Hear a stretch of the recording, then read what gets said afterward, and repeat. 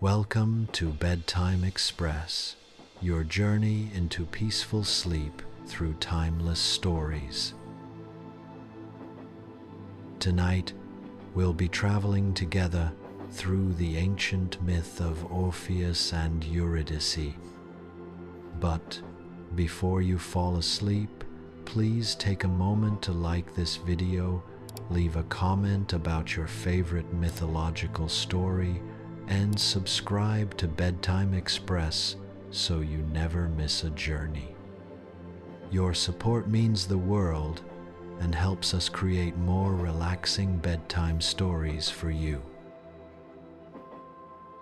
Tonight's journey will take you to the heartbreaking tale of a musician who loved so deeply that he descended into the underworld itself to bring back his beloved wife. It's a story of love and loss, of courage and heartbreak, told in a gentle, soothing way designed to help you drift peacefully into sleep. Now, it's time to settle in. Find your most comfortable position, adjust your pillows, and let your body sink into the softness beneath you. Close your eyes when you're ready. Take a slow, deep breath and release all the tension from your day. Let the story wash over you like a gentle wave, carrying you softly towards sleep. Our tale begins in ancient Greece, in a time when gods walked among mortals and music had the power to move the very stones to tears. Orpheus in the Underworld, a heartbreaking journey to rescue Eurydice. In the days when gods still walked among mortals and the world was young with wonder, there lived a musician whose name was whispered by the wind itself. Orpheus, son of the muse Calliope and the river god Eurydice, possessed a gift that transcended the ordinary boundaries of music. When his fingers touched the strings of his golden lyre, the very fabric of nature seemed to pause and listen. The trees would bend their ancient branches toward him, leaves rustling in harmony with his melodies. Rivers would slow their eternal journey to the sea, their waters forming perfect mirrors that reflected his songs back to the heavens. Birds would cease their own singing, humbled by the beauty that flowed from his instrument. Even the stones, those silent witnesses to the passage of ages, were said to soften and weep at the sound of his music. Orpheus lived in Thrace, in a land of rolling hills and deep forests, where the morning mist clung to the valleys like a lover's embrace. His home was a simple dwelling on the slope of Mount Olympus, close enough to the realm of the gods to feel their distant presence, yet firmly rooted in the world of mortals. Each dawn he would wake to the chorus of birds greeting the sun, and he would join them with his lyre, weaving his notes through theirs until earth and sky seemed to sing as one. The people of Thrace knew him well, this gentle soul who walked among them with music always at his fingertips. Is less than #0.5# is greater than children would follow him through the marketplace, enchanted by the simple tunes he played for them. Old men would pause in their work to listen, remembering loves long past and dreams that had faded with time. Women would stop their weaving, tears streaming down their faces, moved by emotions they could not name. But for all his gift, for all the beauty he could conjure from 7 simple strings, Orpheus felt an emptiness in his heart. Music flowed through him like water through a vessel, beautiful and pure, yet something essential was missing. He could make others feel the deepest joys and sorrows, could paint pictures with sound that rivaled the greatest works of art, yet his own heart remained incomplete, yearning for something he could not quite name. It was on a spring morning when the world was dressed in new green and the air smelled of possibilities that Orpheus first saw her. He had wandered to a meadow beyond the city, a place where wildflowers grew in such profusion that the earth seemed to be wearing a coat of many colors. The sun was warm on his face, and he had brought his lyre to compose a new melody inspired by the season's renewal. She was dancing among the flowers, her movements as natural and graceful as the swaying of wheat in a summer breeze. Her name was Eurydice, and she was a wood nymph, one of those spirits who dwelt in the wild places and knew the secret languages of nature. Her hair fell in dark waves down her back, adorned with small white flowers that seemed to glow against the midnight of her locks.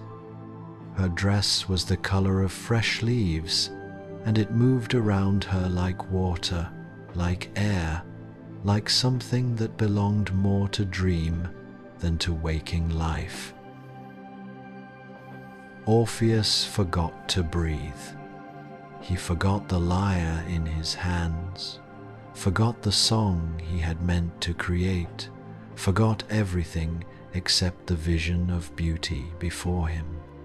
She moved through the meadow like poetry in motion, bending to smell a flower here, trailing her fingers through the tall grass there, completely unaware that she was being watched.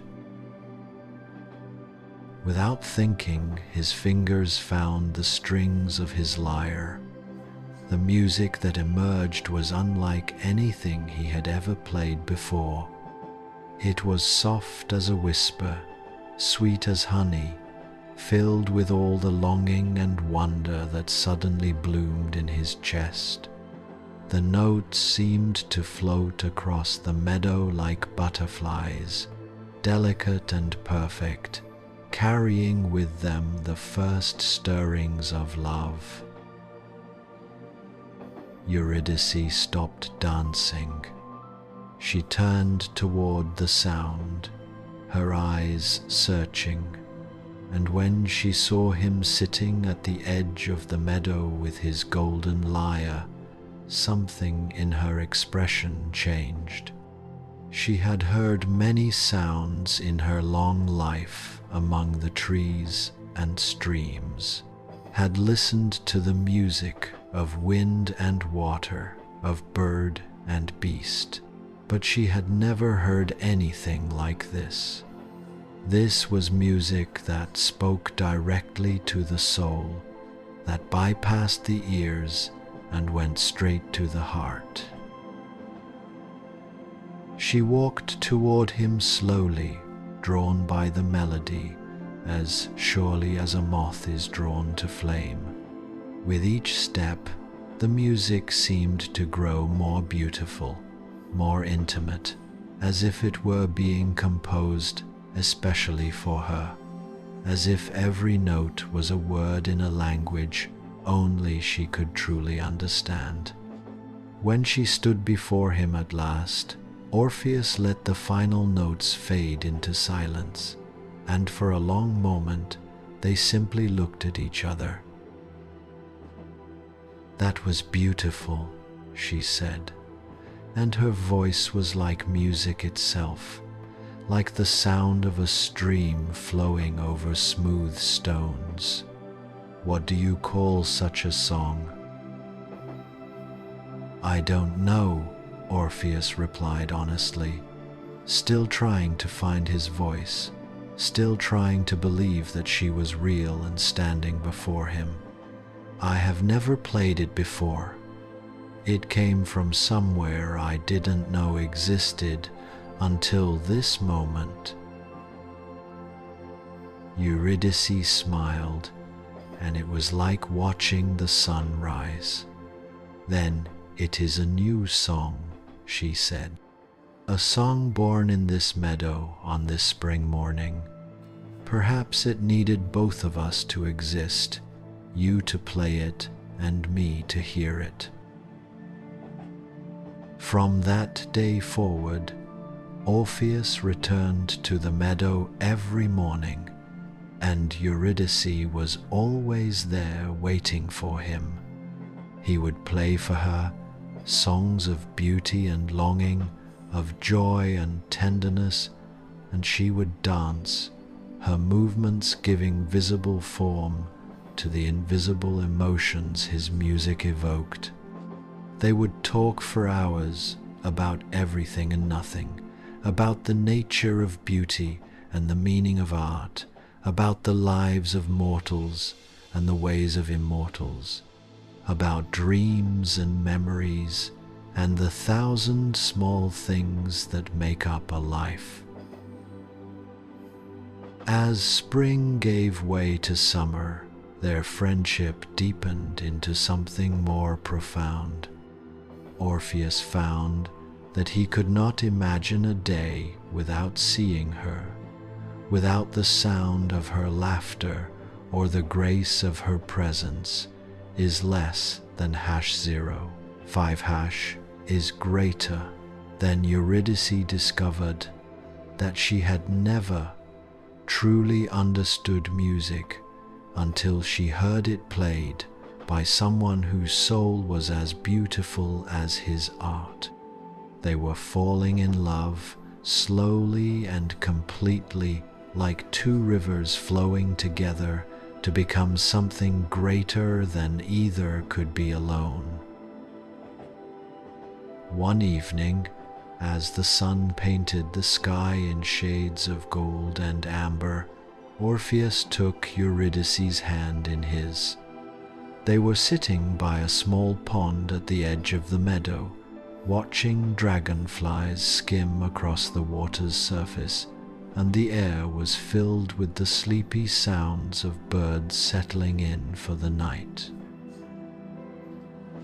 Eurydice, he said, and his voice was soft, uncertain, vulnerable in a way that even his music had never been. I have lived my whole life surrounded by beauty.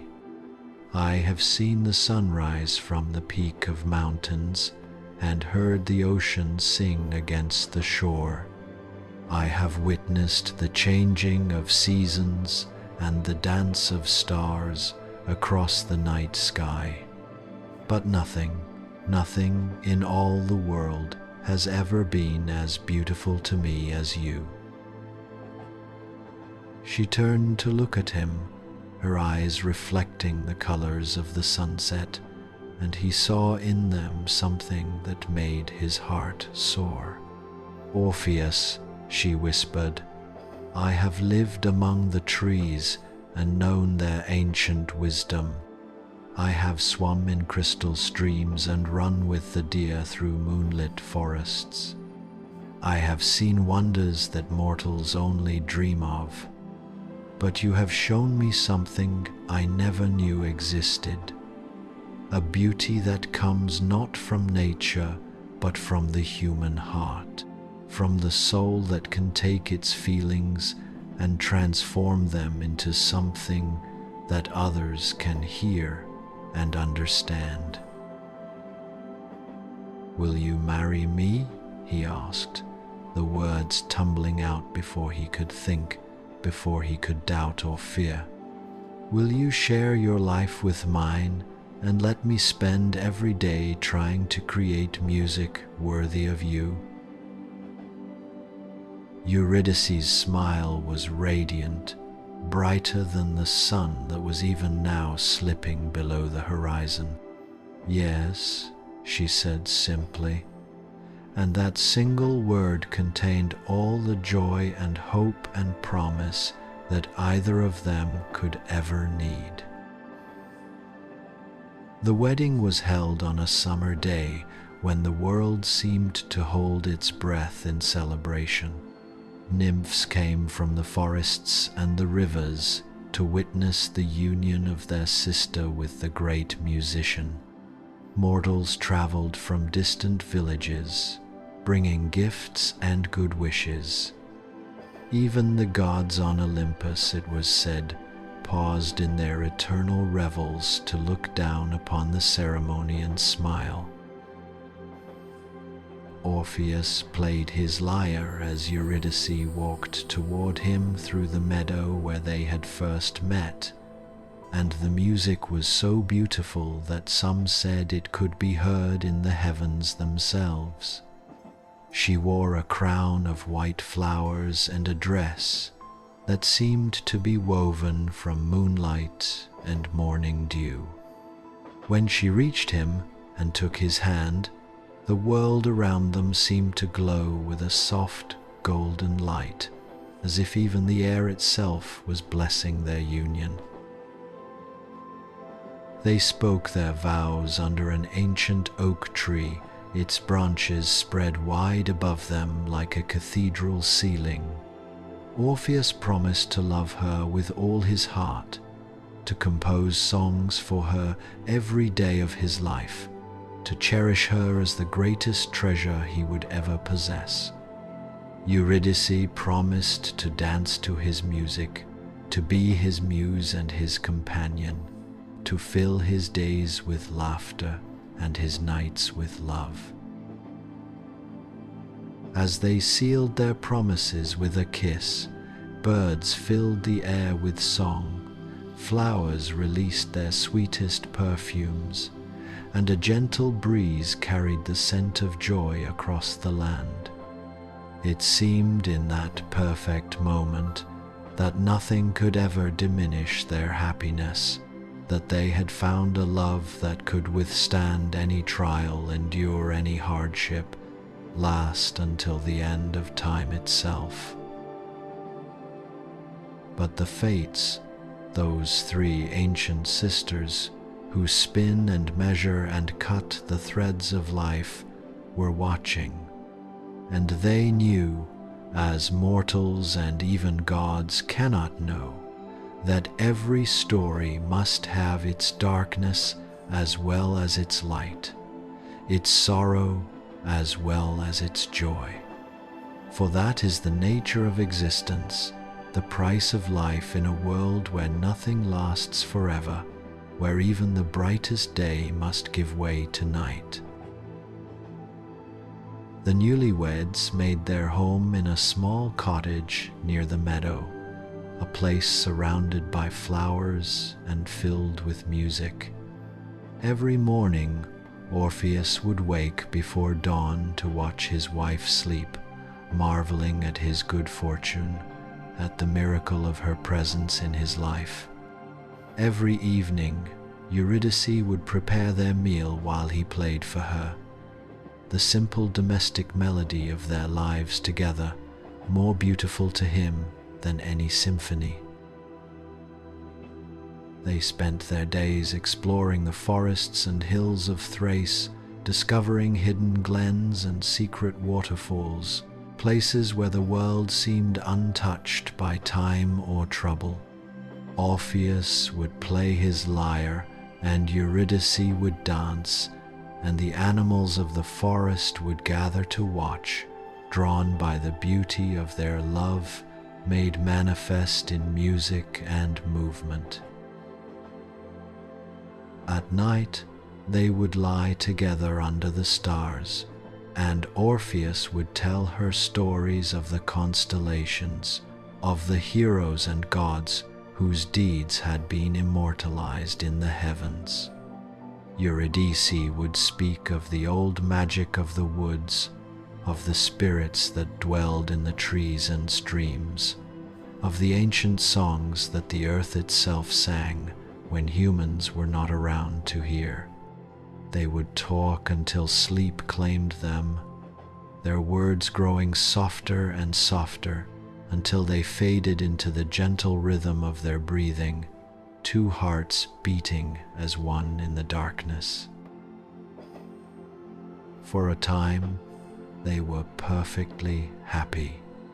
For a time, the world was exactly as it should be, and love was enough to hold back all the shadows that lurk at the edges of every life. For a time, Orpheus and Eurydice lived in a paradise of their own making, a place where music and dance and love were all that mattered. But time, as it always does, moved forward, and waiting in the future, inevitable as the turning of seasons, was the moment when everything would change, when joy would turn to sorrow, when the music would stop and the dancing would end. That moment was coming closer with each passing day, each passing hour, unseen and unknown, but as certain as death itself. The summer day began like any other, with sunlight streaming through the windows of the small cottage and birds singing their morning chorus in the trees outside. Orpheus woke first, as he always did, and spent a few precious moments simply watching Eurydice sleep, her face peaceful and beautiful in the soft morning light.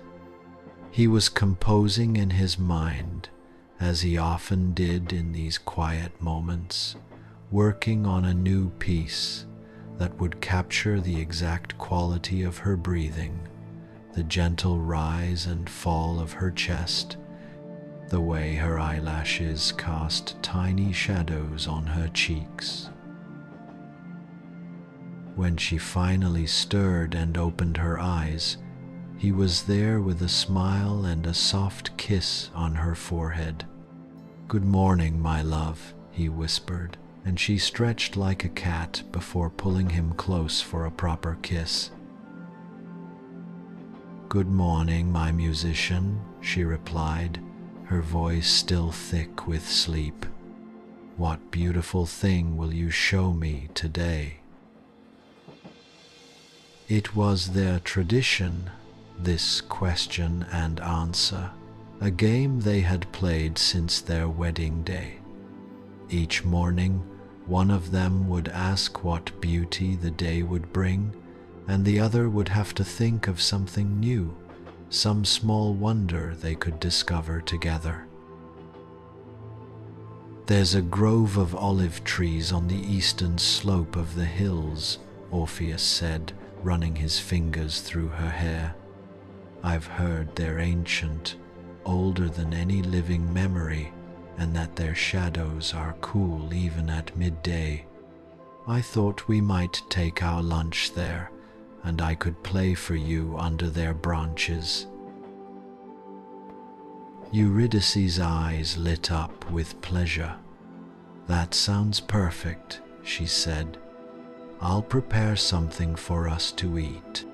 But first, I want to gather some herbs from the meadow, some wild thyme and rosemary that I saw yesterday.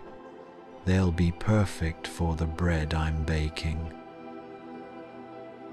"I'll come with you," Orpheus offered, starting to rise from the bed, but she placed a gentle hand on his chest. "No, stay here and work on your new composition," she said with a smile. "I know you've been trying to capture the sound of morning for weeks now, and the light is perfect today. I'll only be gone for a little while, and then we'll have the whole day together." Orpheus hesitated, feeling a strange reluctance to let her go, a shadow of unease that he couldn't quite explain.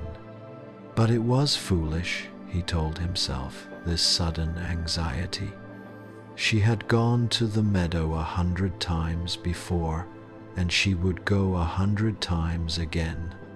There was no reason for this feeling, this cold whisper in his heart that said he should not let her out of his sight. "All right," he finally agreed, pushing the worry aside and giving her another kiss. "But don't be too long. I'll miss you every moment you're gone." She laughed, that beautiful sound that always made his heart sing, and rose from the bed. "You're silly," she said affectionately. "I'll be back before you've finished your song, and then you can play it for me." He watched from the window as she left the cottage, a basket over her arm, her dress green as new leaves, her dark hair falling loose down her back. She paused at the edge of the garden to wave back at him, and he waved in return, smiling at her happiness, at the simple joy of her presence in his life.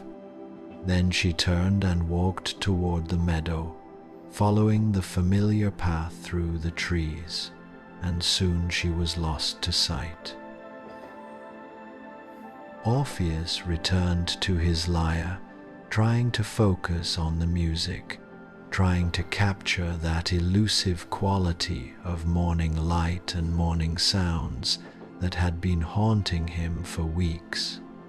But he found it difficult to concentrate, found his thoughts returning again and again to Eurydice, to that strange feeling of unease that had come over him when she left. It was nothing, he told himself firmly. Just nerves, just the foolish worry of a man so in love that he couldn't bear to be apart from his wife for even an hour. But the feeling wouldn't go away. It grew stronger with each passing minute, a cold certainty that something was wrong, that he had made a terrible mistake in letting her go alone. His fingers stumbled on the strings, producing discordant notes that jarred his ears and his nerves. He tried to push through it, tried to force himself back into the music, but it was no use. The unease had become a living thing, a presence that filled the cottage and pressed against his chest until he could barely breathe. Finally, unable to stand it any longer, Orpheus set down his lyre and left the cottage. He would go to the meadow, he decided, would meet Eurydice there and help her gather her herbs. It would ease his mind to see her again, to confirm that his fears were groundless, that everything was fine. He walked quickly, almost running, following the same path she had taken, driven by an urgency he couldn't explain or deny. The meadow lay before him in the full brightness of morning, the wildflowers nodding in a gentle breeze, the grass tall and green and dotted with dew that sparkled like diamonds. It looked exactly as it always did, peaceful and beautiful and empty of threat. But there was no sign of Eurydice. "Eurydice!" he called, his voice loud in the stillness. "Where are you?" Only silence answered him, broken only by the buzz of insects and the distant call of a bird. He walked further into the meadow, searching, calling her name again and again, each time more desperate than the last.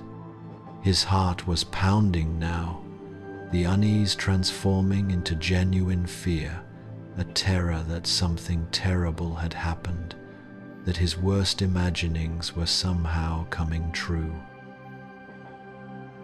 Then he saw it, a basket lying on its side in the grass, herbs scattered around it as if dropped in sudden haste. Eurydice's basket, her favorite one, woven from willow branches and decorated with ribbons she had dyed herself. He ran to it, picked it up with trembling hands, and looked around wildly for any sign of his wife. "Eurydice!" he screamed, no longer caring about dignity or composure, caring only about finding her, about making sure she was safe. "Please answer me."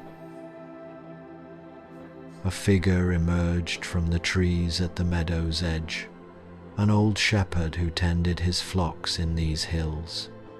His face was grave, his eyes filled with sorrow and pity, and when Orpheus saw that expression, he felt his knees grow weak, felt the world tilt and spin around him. "You're looking for the girl," the shepherd said, and it was not a question. "The one with the dark hair and the green dress." "Yes."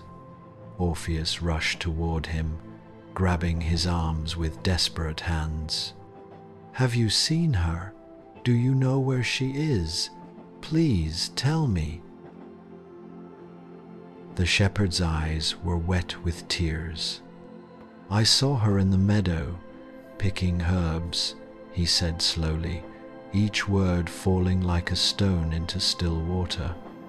"She was singing, happy, not paying attention to where she walked. And then there was a serpent in the grass, hidden by the flowers, coiled and waiting."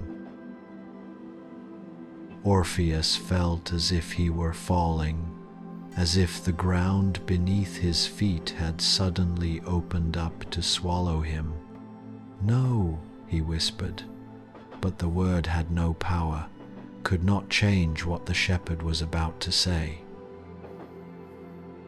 "It struck her on the ankle," the old man continued, his voice breaking. "She cried out and fell, and by the time I reached her, the poison was already spreading.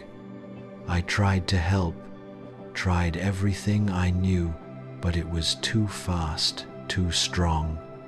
She called your name at the end, asked me to tell you that she loved you, that she was sorry she wouldn't be coming back for the picnic in the olive grove."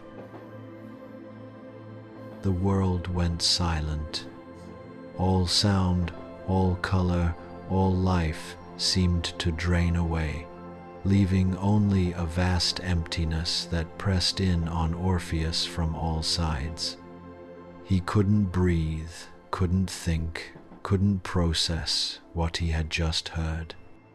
It wasn't possible, it couldn't be real. Just an hour ago, she had been in his arms, warm and alive and laughing. Just an hour ago, they had been planning their day together, talking about olive groves and music and the small, beautiful things that made up their life. "Where is she?" he managed to ask, though his voice sounded strange to his own ears, distant and hollow. The shepherd pointed to a spot beneath a large oak tree at the meadow's edge. "I carried her there, laid her in the shade," he said. "I thought you would want to see her, to say goodbye." Orpheus walked toward the tree, his legs moving on their own, his mind unable to accept what his eyes were about to see. And there she was, lying as if asleep on a bed of soft grass, her hands folded on her chest, her eyes closed, her face peaceful and beautiful and utterly, terribly still. He fell to his knees beside her, reached out with shaking hands to touch her cheek.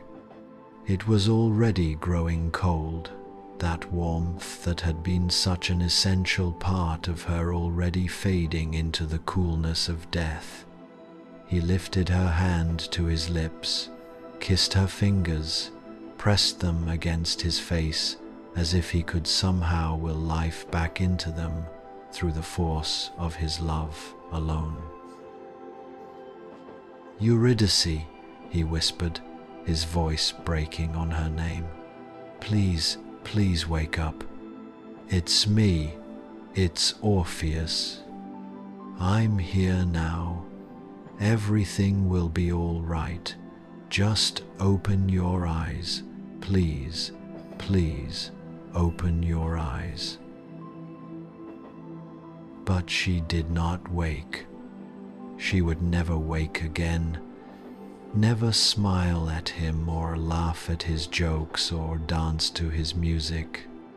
She was gone, taken from him by a serpent's bite, by a moment of carelessness, by the cruel hand of fate that gives with one hand and takes with the other.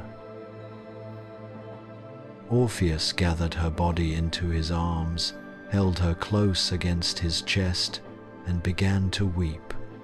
The sound that came from him was unlike anything the shepherd had ever heard, a raw animal howl of grief that seemed to come from the very depths of his soul. It was the sound of a heart breaking, of hope dying, of a future crumbling into dust. The birds fell silent in the trees. The wind stopped blowing. Even the sun seemed to dim, as if in sympathy with his sorrow. And Orpheus held his wife and wept, his tears falling onto her still face, his grief so profound that it seemed to shake the very foundations of the earth. They took her body back to the cottage, the shepherd helping Orpheus carry his precious burden, and there they prepared her for burial.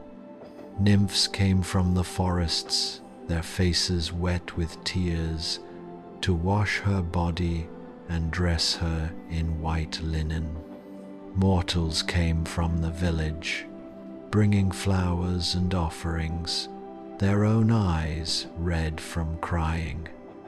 Everyone who had known Eurydice, who had witnessed her joy and grace and beauty, came to say goodbye. But Orpheus could barely see them through his tears, could barely hear their words of condolence and sympathy. He sat beside her body, holding her cold hand, and wondered how he was supposed to go on living in a world that no longer contained her. How could the sun continue to rise and set? How could the birds still sing? How could anything matter now that she was gone? They buried her the next day in the meadow where they had first met, where they had fallen in love, where they had spoken their wedding vows under the ancient oak. They dug the grave deep and lined it with flowers, white roses and lilies, and all the blooms she had loved best. They placed her gently in the earth, and Orpheus knelt at the edge of the grave, unable to bear the thought of covering her face with soil, of hiding her beauty forever in the darkness.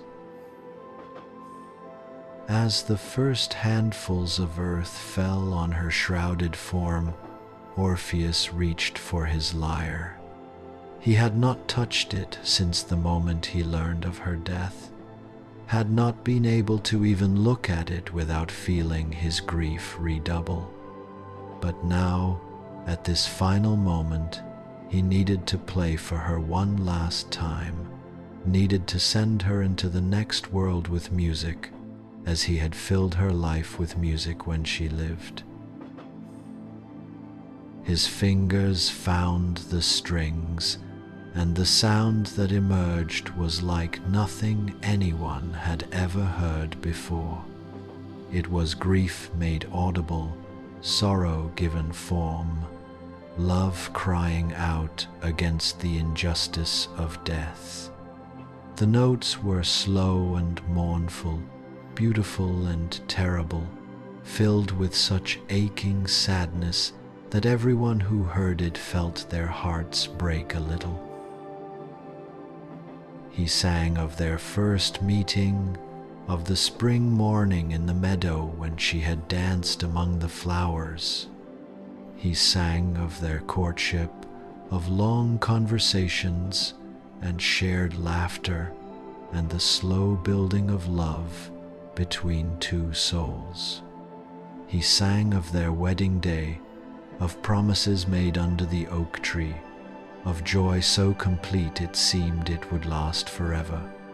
He sang of the brief, perfect time of their marriage, of mornings waking in each other's arms and evenings falling asleep to the sound of each other's breathing.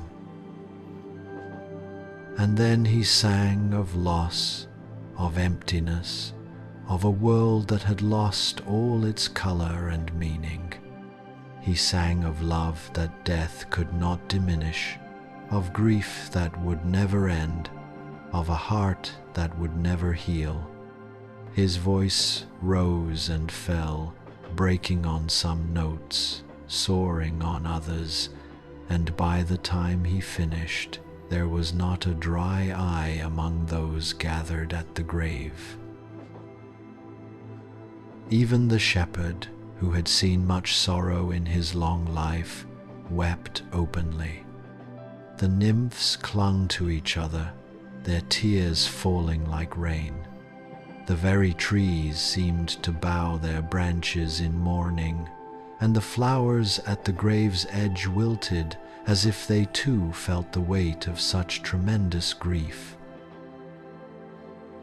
When the last note faded into silence, when the grave had been filled and covered with more flowers than anyone could count, the mourners slowly departed. They left Orpheus alone with his grief, sitting beside the mound of earth that now held all he had ever loved, his lyre silent in his hands, his tears still falling, though he had thought he had no more left to cry. Night came, and he did not move. The stars appeared one by one in the darkening sky, those same stars they had gazed at together, and he found their beauty unbearable. Dawn broke, and still he sat there, unable to leave her, unable to accept that this was the end, that their story had concluded so suddenly, so cruelly, so completely.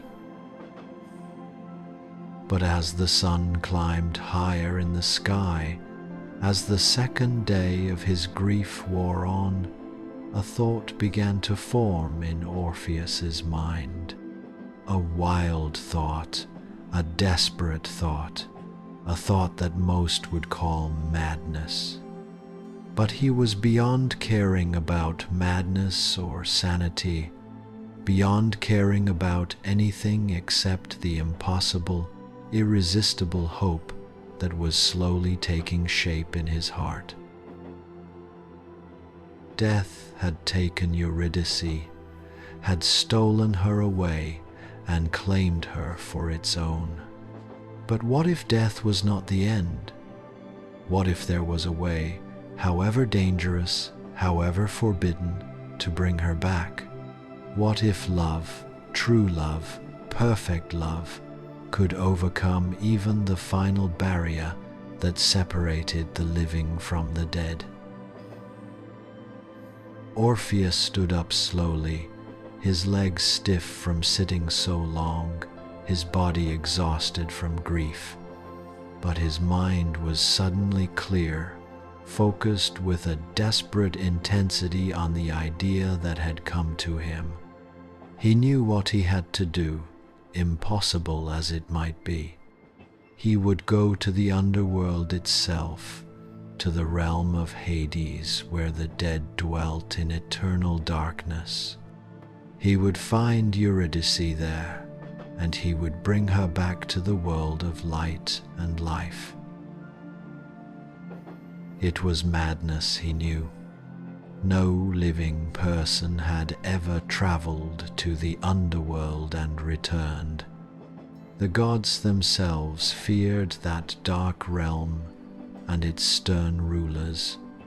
The very idea of attempting such a journey was to court not just failure, but destruction, to risk not just his life, but his very soul.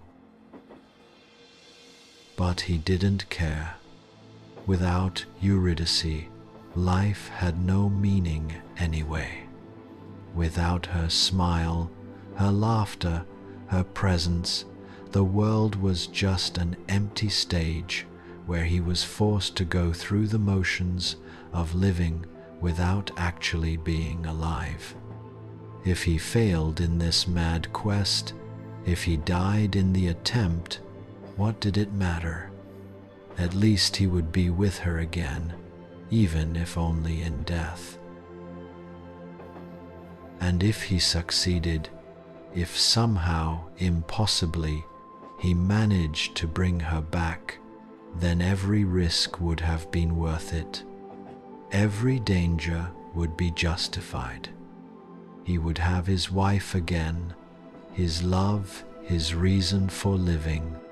They would have their future back, all the days and years that had been stolen from them by a serpent's bite and fate's cruel whim.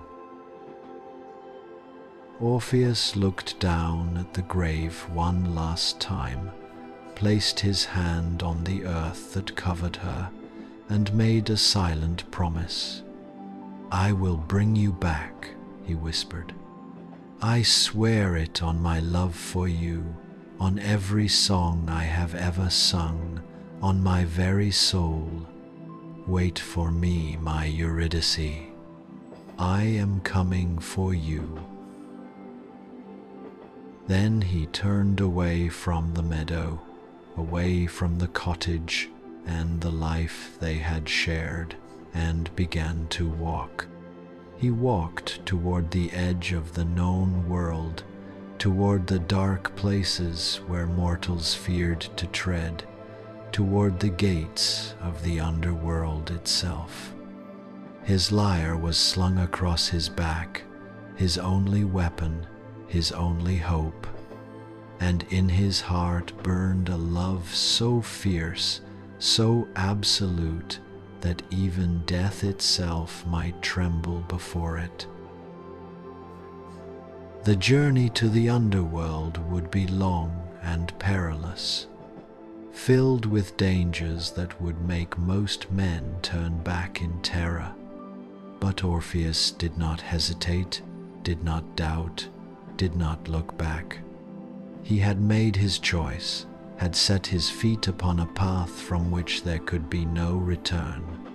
He would descend into darkness, would face whatever horrors awaited him there, would challenge the very gods of death themselves.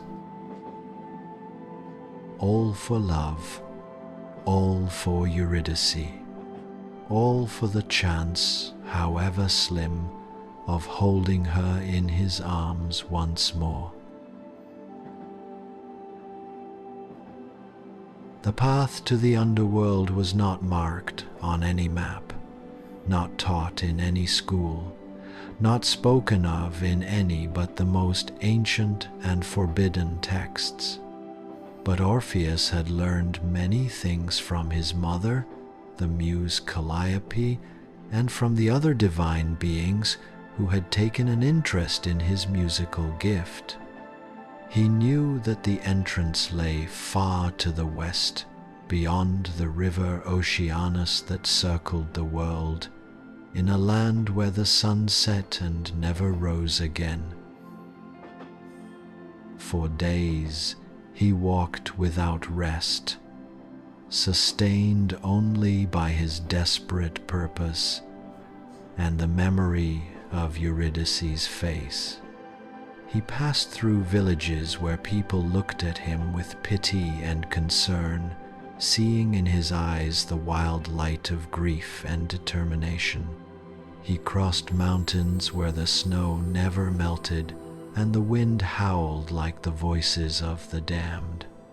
He traversed forests so dark and dense that no bird sang and no flower grew, where the trees seemed to reach toward him with gnarled branches like skeletal hands.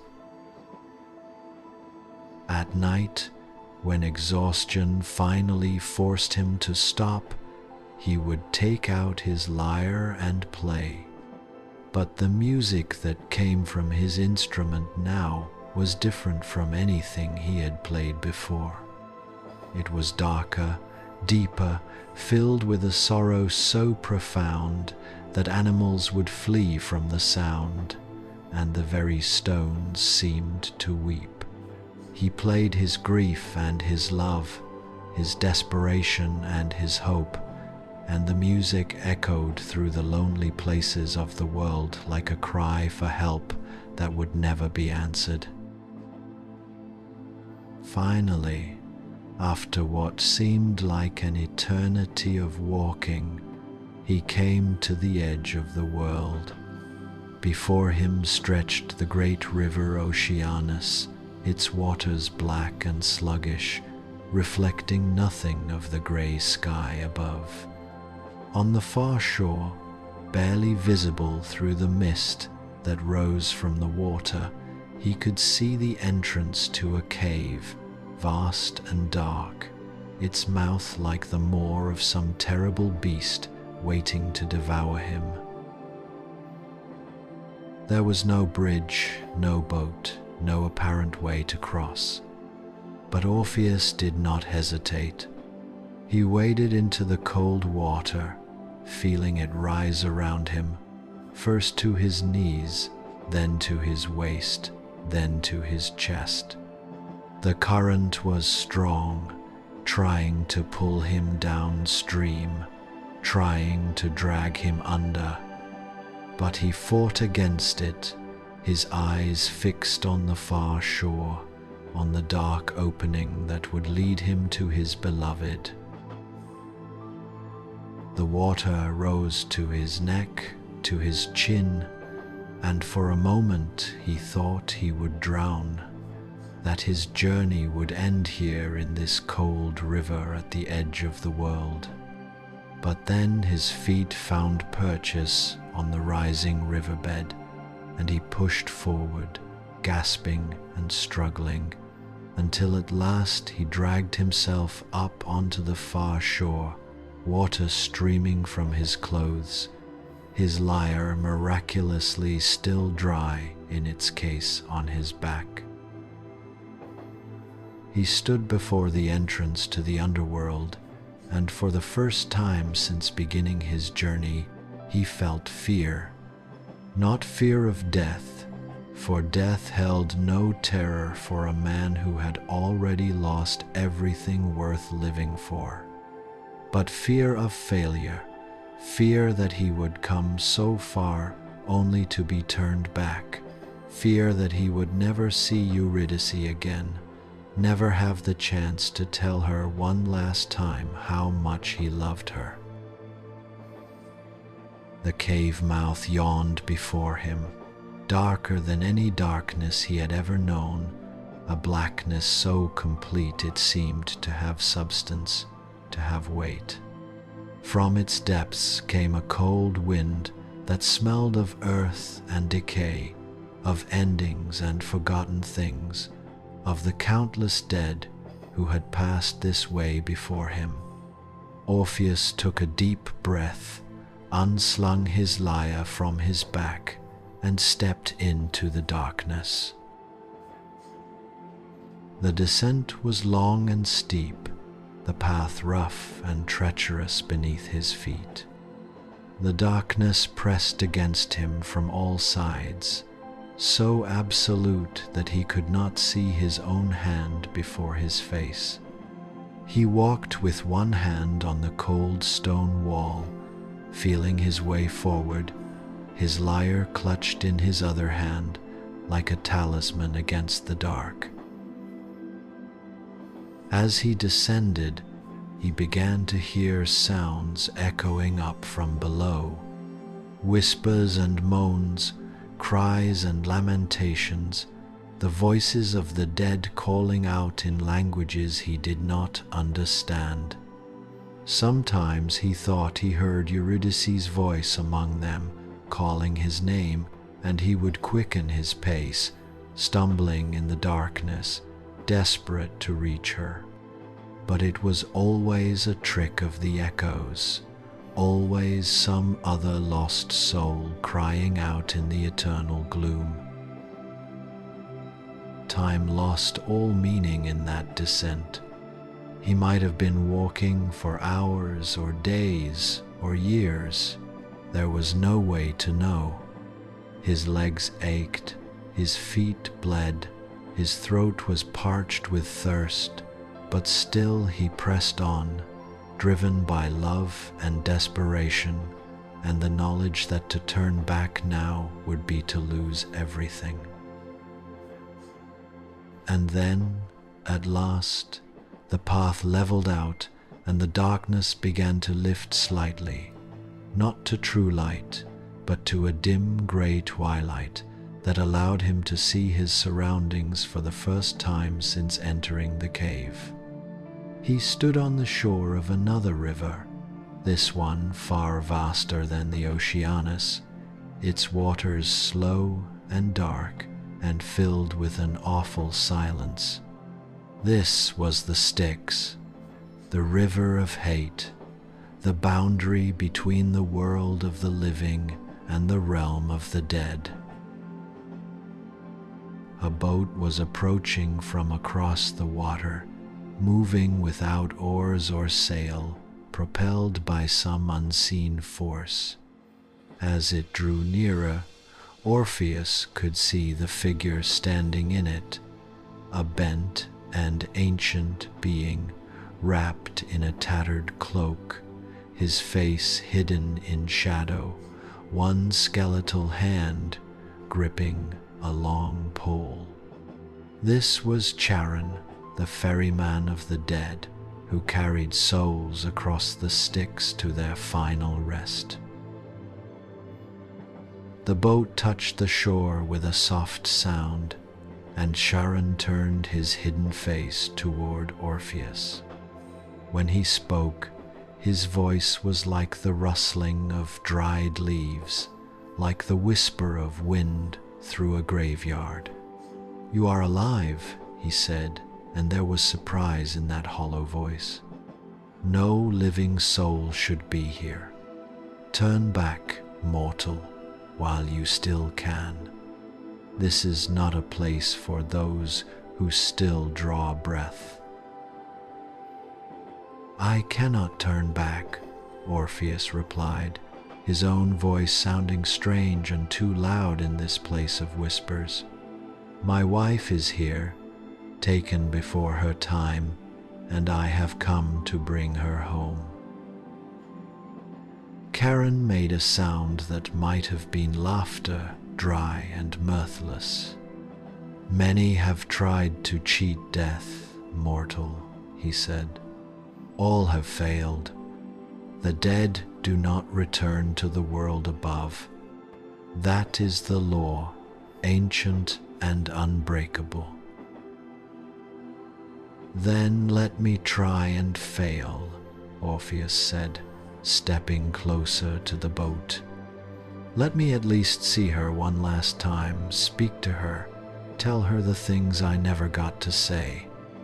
If you have ever loved anyone, If you remember what it is to have a heart, please let me cross." The ferryman stood silent for a long moment, and Orpheus could feel those unseen eyes studying him, weighing him, judging him. Then Charon spoke again, and his voice was softer, almost gentle. "I remember love," he said quietly. "I remember it from long ago, from before I was bound to this river, condemned to ferry the dead for all eternity. Yes, mortal, I remember what it is to love and to lose." He gestured to the boat with his skeletal hand. "Come then," he said. "I will take you across, though it breaks the ancient laws to carry one who still lives. But I warn you, what lies ahead is far more terrible than this river. You will face trials that would break most mortals, horrors that will test the very limits of your courage and your sanity. And even if you overcome them all, even if you reach the throne of Hades himself, the chance that he will grant your request is smaller than the smallest grain of sand." "I understand," Orpheus said, stepping into the boat, feeling it rock beneath his feet. "But I have to try. Love demands no less." Charon pushed off from the shore, and the boat began to glide across the dark water. The crossing was silent, save for the soft sound of water against the boat's hull and the distant, mournful cries of the dead echoing across the vast expanse. Orpheus saw shapes moving beneath the surface, pale and ghostly, the souls of those who had not been properly buried and were condemned to wander the banks of the Styx for 100 years before being allowed to cross. When they reached the far shore, Orpheus stepped out of the boat onto ground that felt somehow less solid than the earth above, as if it were only a shadow of real earth, a memory of substance rather than substance itself. Before him stretched a vast plain covered in pale ghostly flowers, asphodels that grew in the twilight and gave off a faint, luminous glow. This was the asphodel meadows, where the ordinary dead spent eternity, neither punished nor rewarded, simply existing in a state of gray neutrality. "Follow the path through the meadow," Charon said from his boat. "It will lead you to the palace of Hades and Persephone. But beware, mortal. You will encounter Cerberus, the three-headed hound who guards the gates. He has never let a living soul pass, and he will not let you pass unless you can somehow placate him." "Thank you," Orpheus said, bowing to the ferryman. "I will not forget your kindness." "I doubt we will meet again," Charon replied, and there was something like sadness in his hollow voice. "Few who enter the underworld by their own choice ever leave it. May whatever gods you pray to watch over you, Orpheus the musician, you will need all their help and more." Then the boat pushed off and glided away across the dark water, leaving Orpheus alone on the shore of the dead. He stood for a moment, gathering his courage, then began to walk through the asphodel meadows, following the path that wound through the ghostly flowers. The shades of the dead were all around him, pale and insubstantial, moving slowly through the flowers like sleepwalkers. They did not seem to notice him at first, lost in their own grey existence, their faces empty of all emotion, all memory of the lives they had once lived.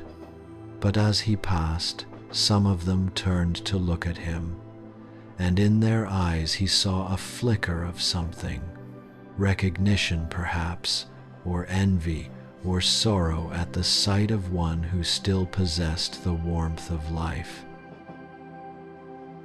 He searched their faces desperately, hoping against hope to see Eurydice among them, but she was nowhere to be seen.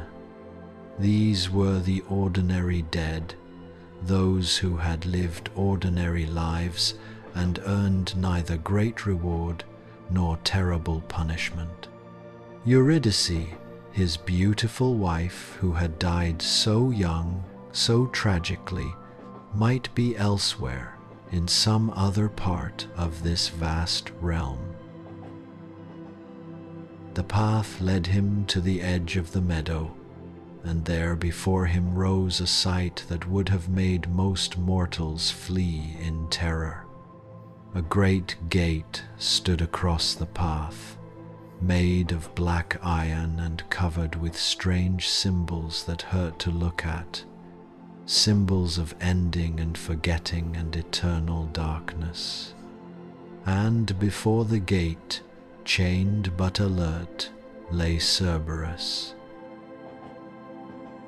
The great hound was larger than any earthly beast, his 3 heads each the size of a bull, his body massive and powerful, his teeth like daggers, his eyes like burning coals, is less than #0.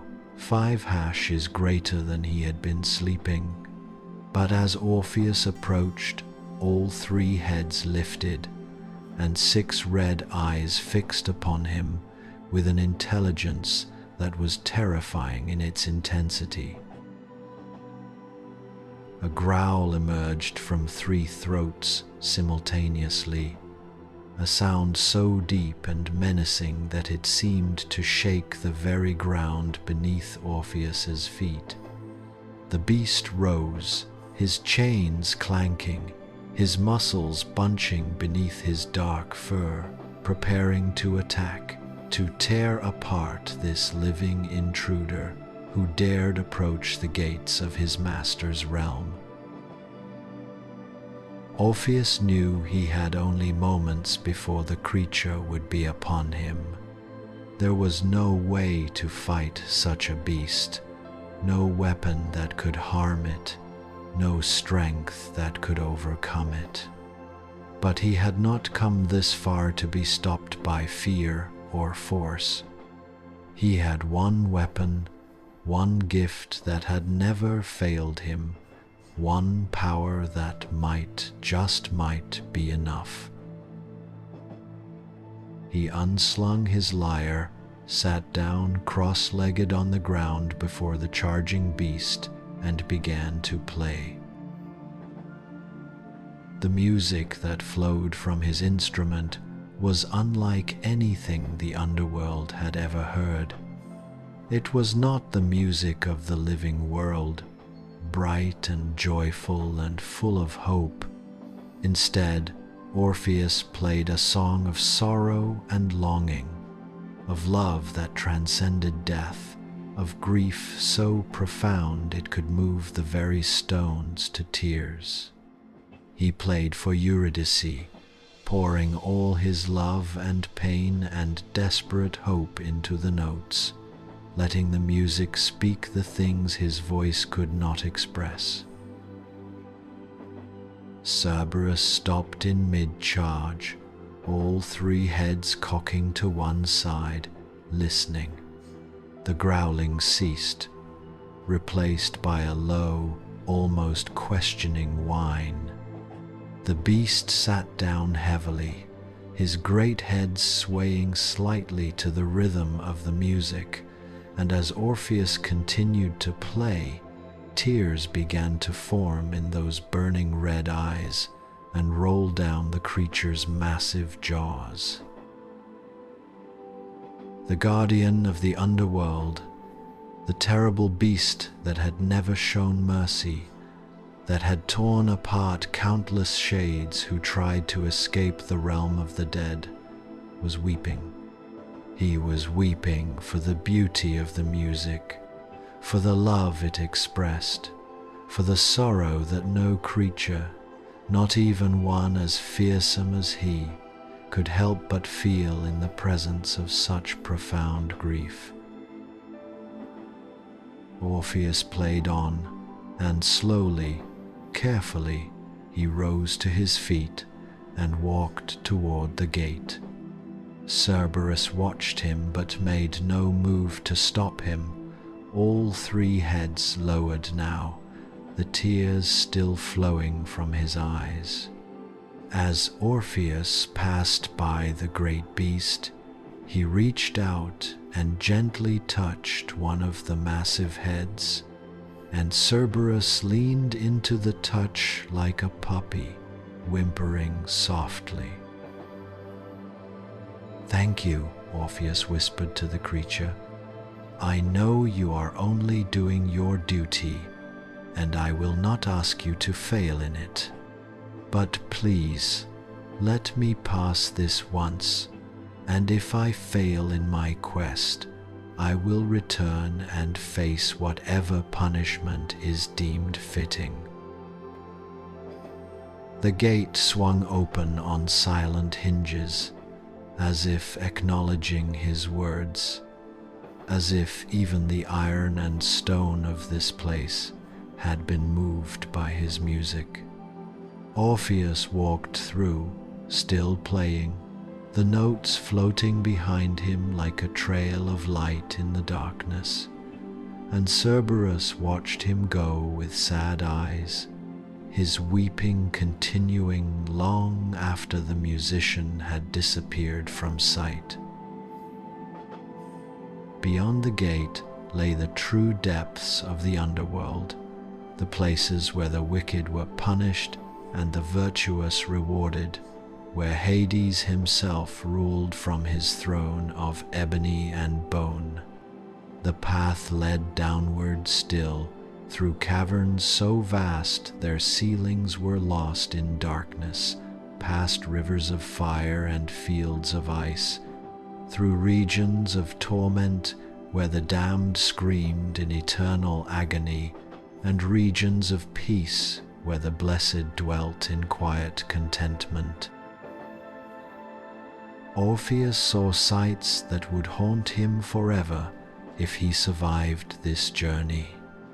He saw Sisyphus pushing his boulder up a hill, only to watch it roll back down at the very moment of success. He saw Tantalus standing in a pool of water that receded whenever he tried to drink, fruit hanging above his head that pulled away whenever he reached for it. He saw the Danaids, the 50 daughters who murdered their husbands, condemned to fill a bathtub with leaky jars for all eternity. But he did not stop, did not allow himself to be distracted by horror or pity.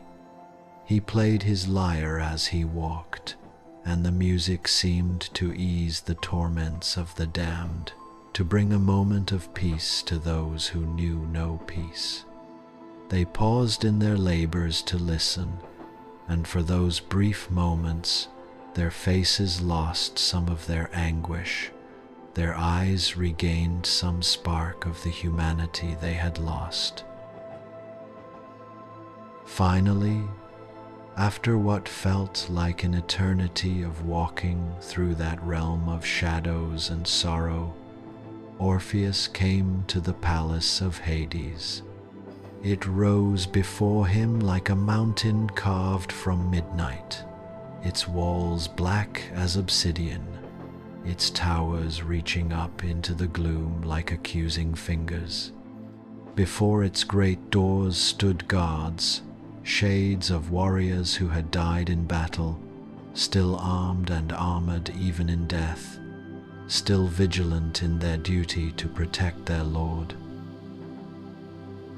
They crossed their spears to bar his way, their faces stern and unyielding, but Orpheus simply began to play, and the music washed over them like a gentle rain.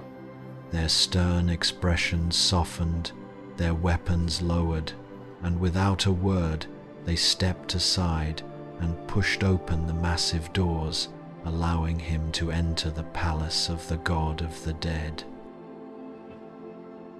Inside, the great hall stretched away into darkness, lit by torches that burned with a cold blue flame that gave off light but no heat.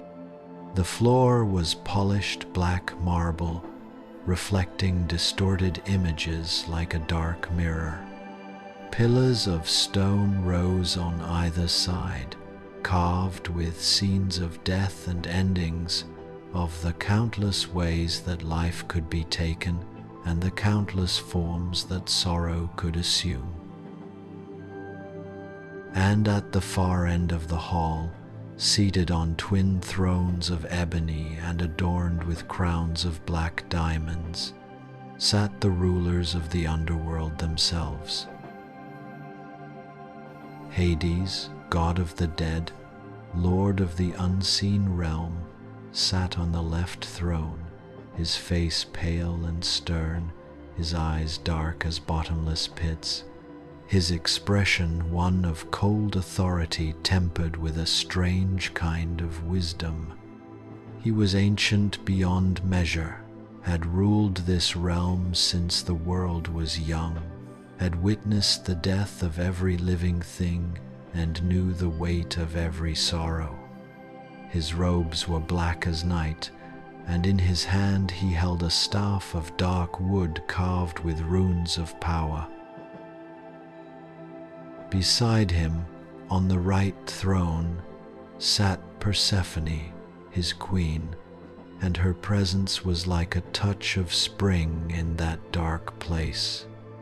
She was beautiful, with flowers woven into her dark hair, her dress the color of new wheat, her face bearing an expression of compassion that seemed out of place in the realm of the dead.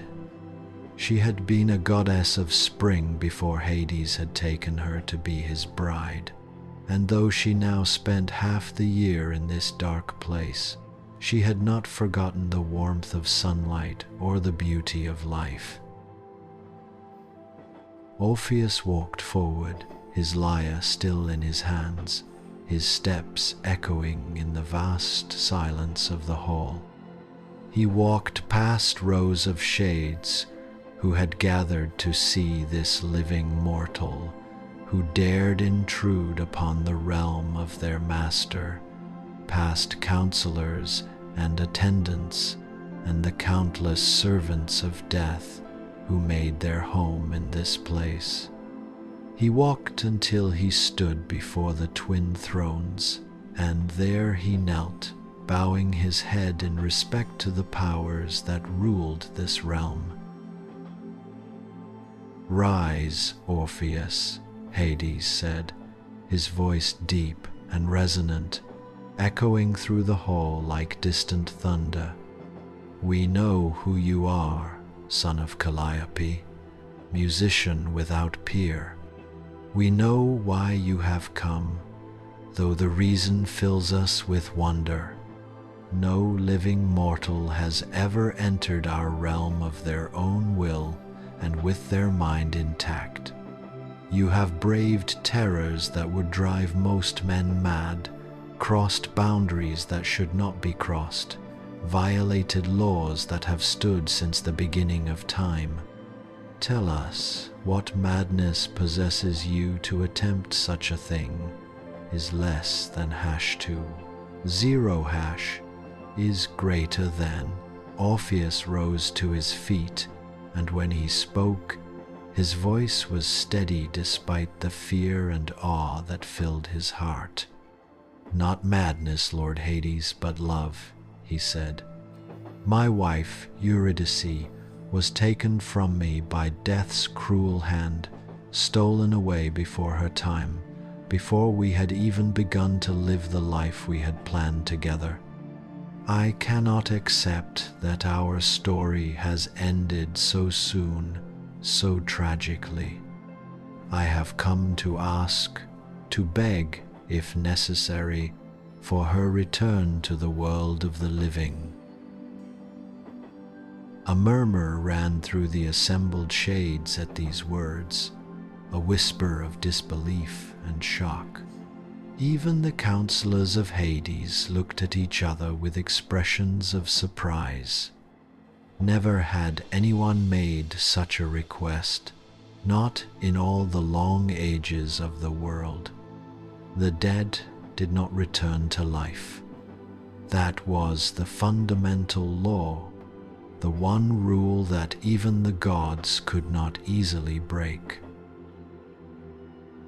Hades' expression did not change, but something flickered in those dark eyes, some emotion that might have been anger or might have been something else entirely. "You ask the impossible," he said, his voice cold as winter ice. "Death is final, eternal. What has passed from life to death cannot pass back again. To allow such a thing would be to upset the very balance of existence, to open a door that must remain forever closed." "Then let me stay here with her," Orpheus said desperately. "Let me join her in death, so that at least we can be together, even if only as shades, even if only in this realm of darkness. I cannot live without her, Lord Hades. The world above has lost all meaning, all beauty, all purpose. Grant me this mercy, at least, that I may be with the one I love." Persephone leaned forward on her throne, her eyes fixed on Orpheus with an expression of deep compassion. She touched Hades' arm gently, and when she spoke, her voice was soft and musical, like the sound of wind through leaves.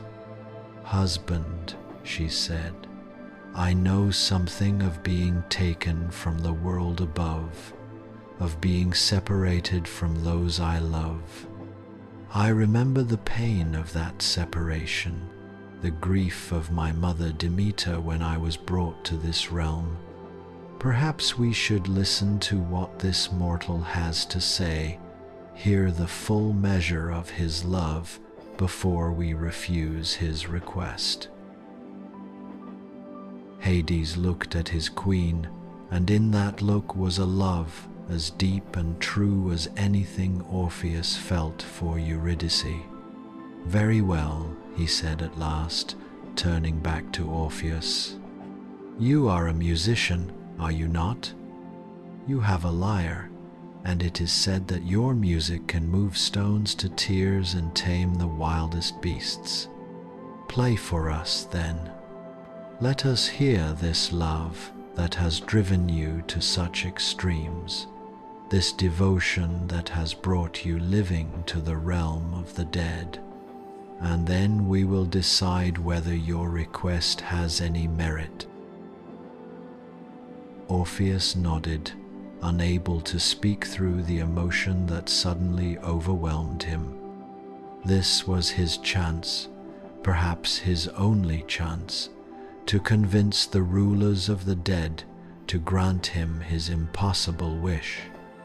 Everything depended on what he played now, on his ability to convey through music what words could never express.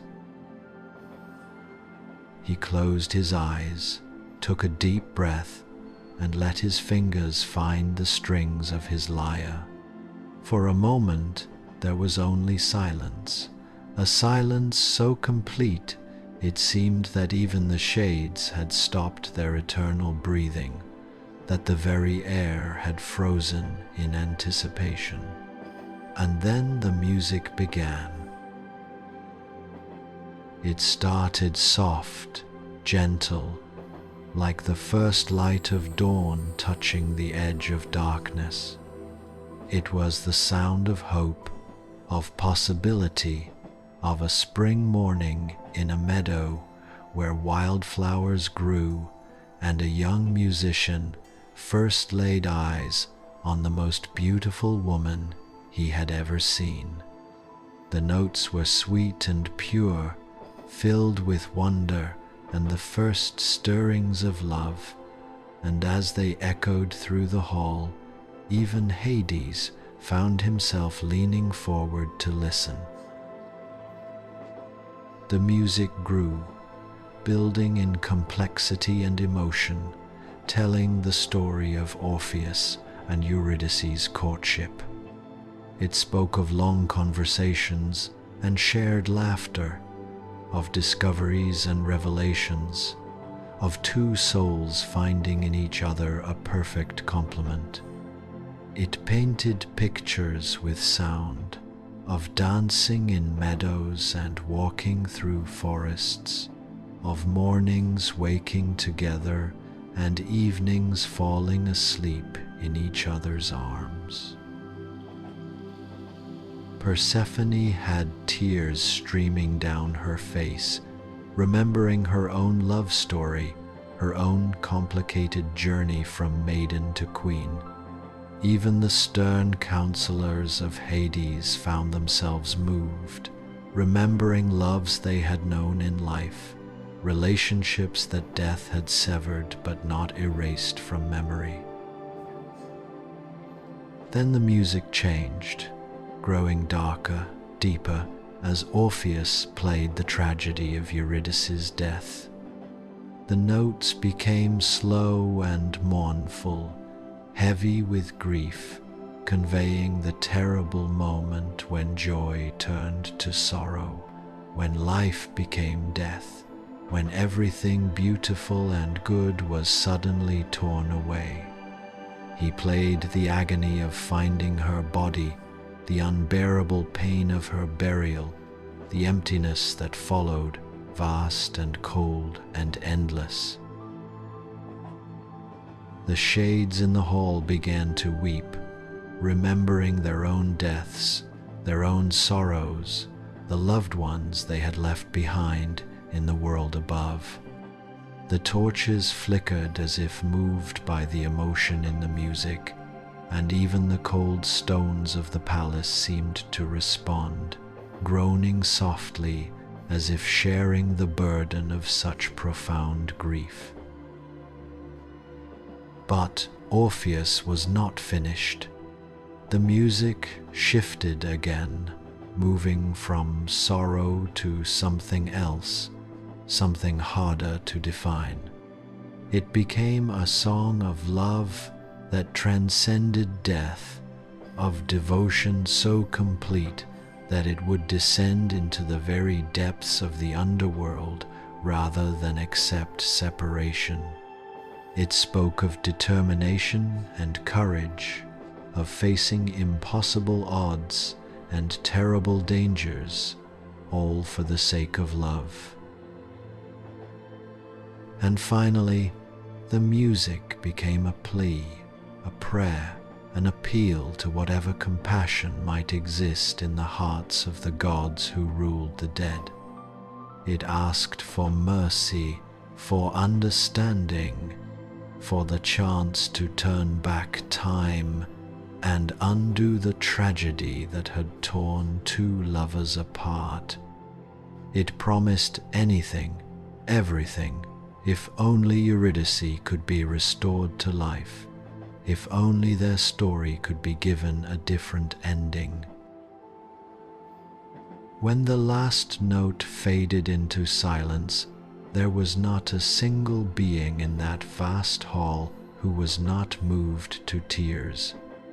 Shades who had not felt emotion in centuries found themselves sobbing openly, Counselors who had witnessed countless tragedies with cold detachment were wiping their eyes.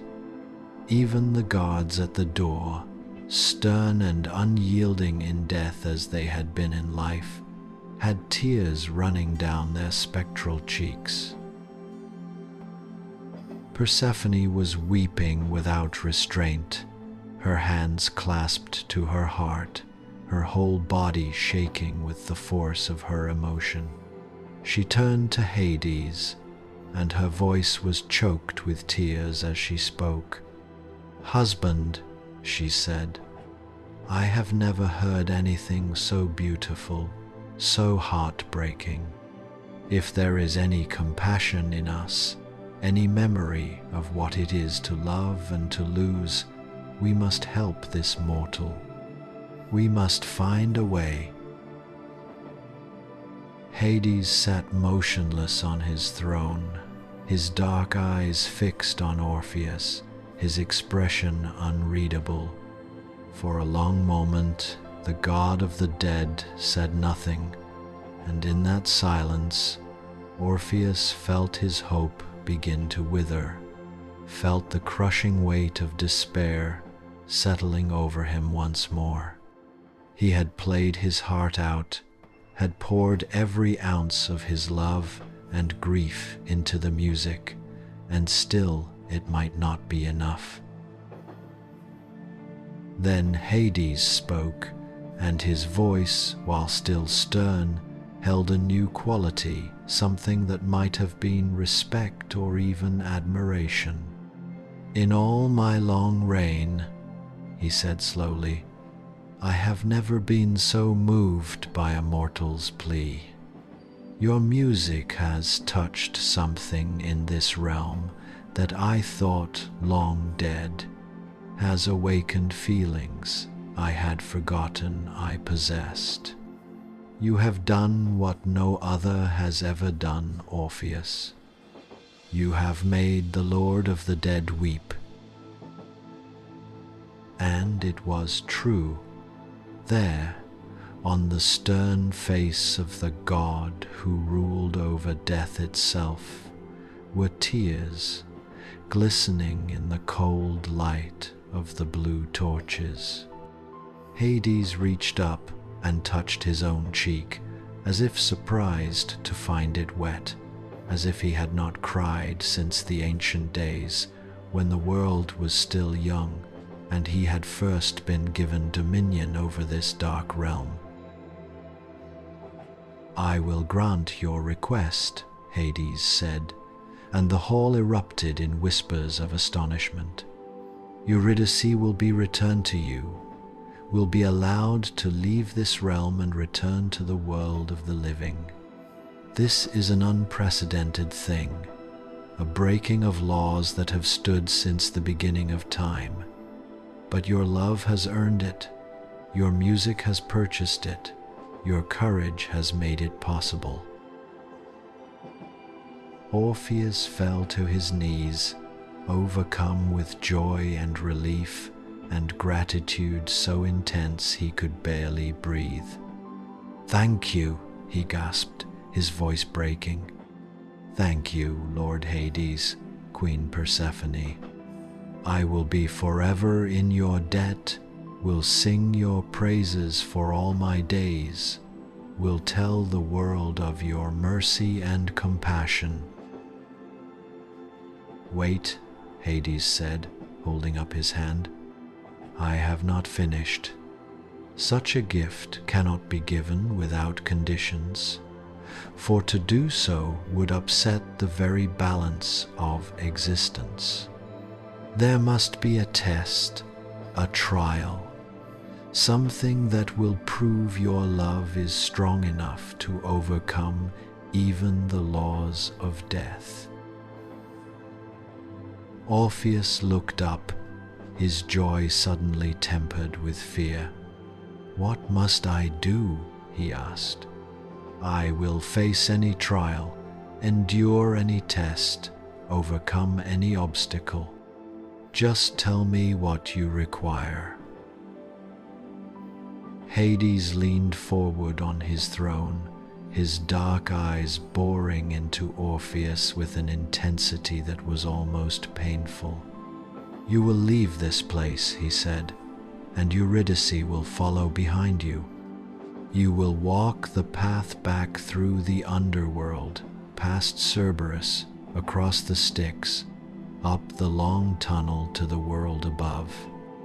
But here is the condition, the one rule you must not break. You cannot look back at her. From the moment you leave this hall until the moment you both stand in the sunlight of the upper world, you must not turn to see if she is following. You must trust that she is there, must have faith that I have kept my word. If you look back even once before you reach the surface, she will be lost to you forever, dragged back to the underworld, never to leave again." The condition seemed simple enough, and yet Orpheus felt a chill run through him. Not to look back, not to confirm that Eurydice was truly there, to walk the entire journey on faith alone. It was a cruel test, designed to exploit the very doubt and fear that love itself created. But what choice did he have? This was the only chance he would ever get, the only opportunity to restore what death had taken. "I accept," he said, his voice firm despite the fear that gripped his heart. "I will not look back.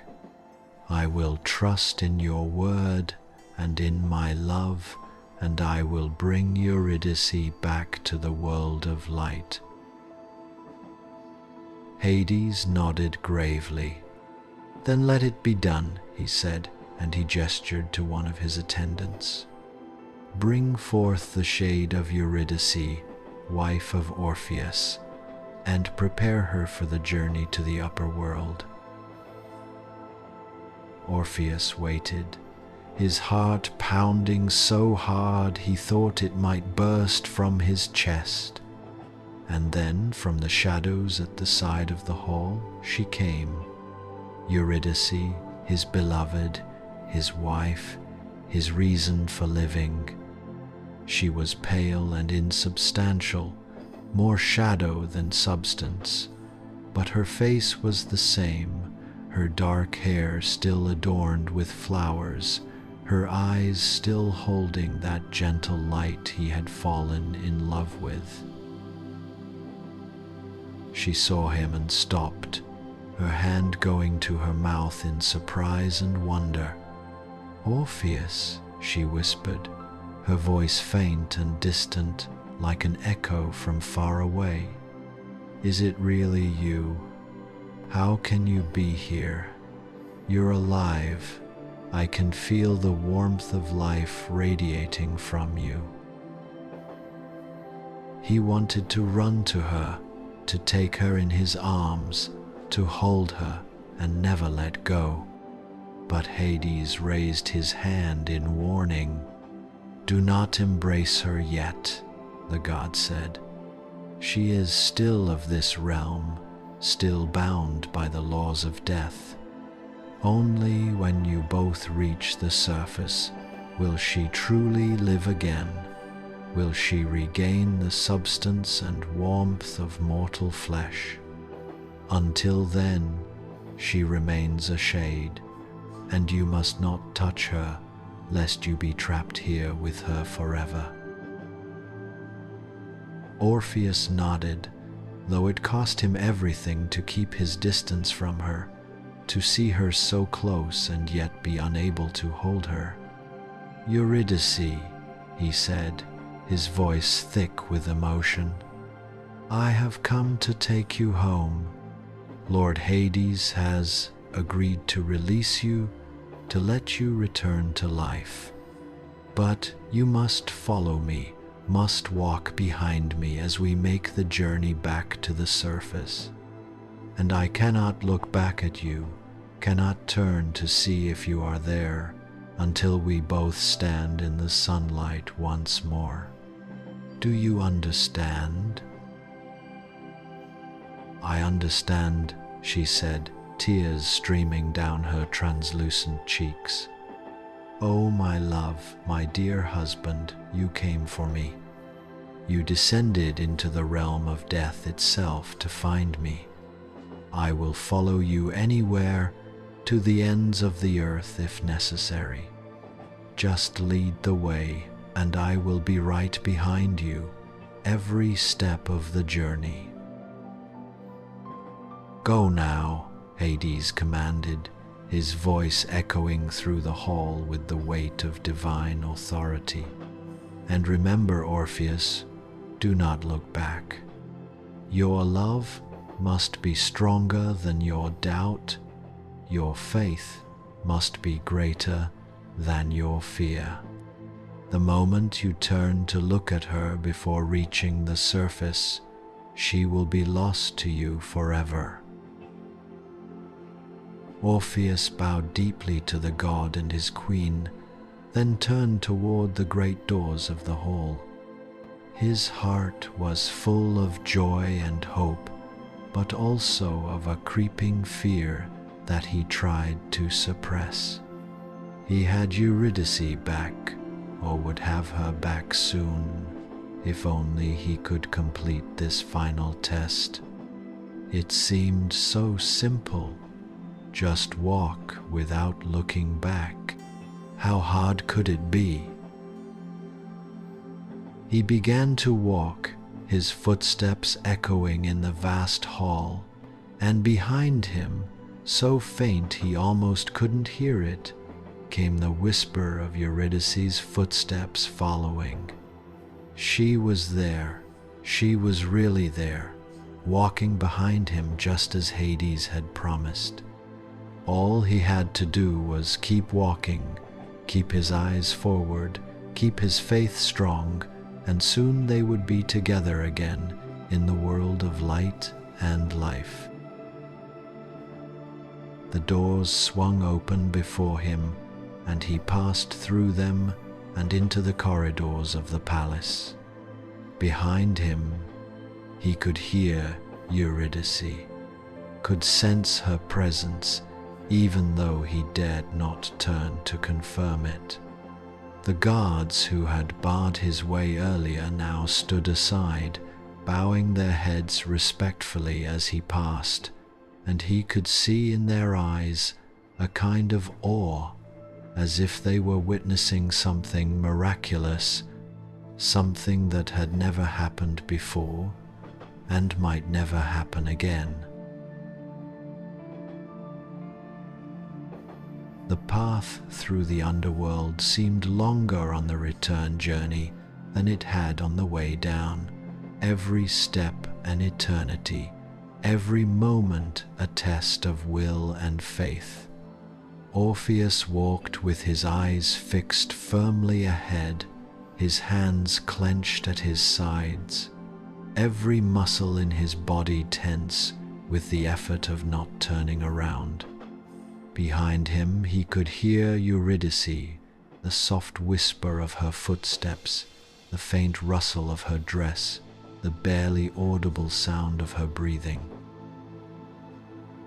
But were those sounds real, or were they just his imagination, his desperate hope conjuring phantom evidence of her presence?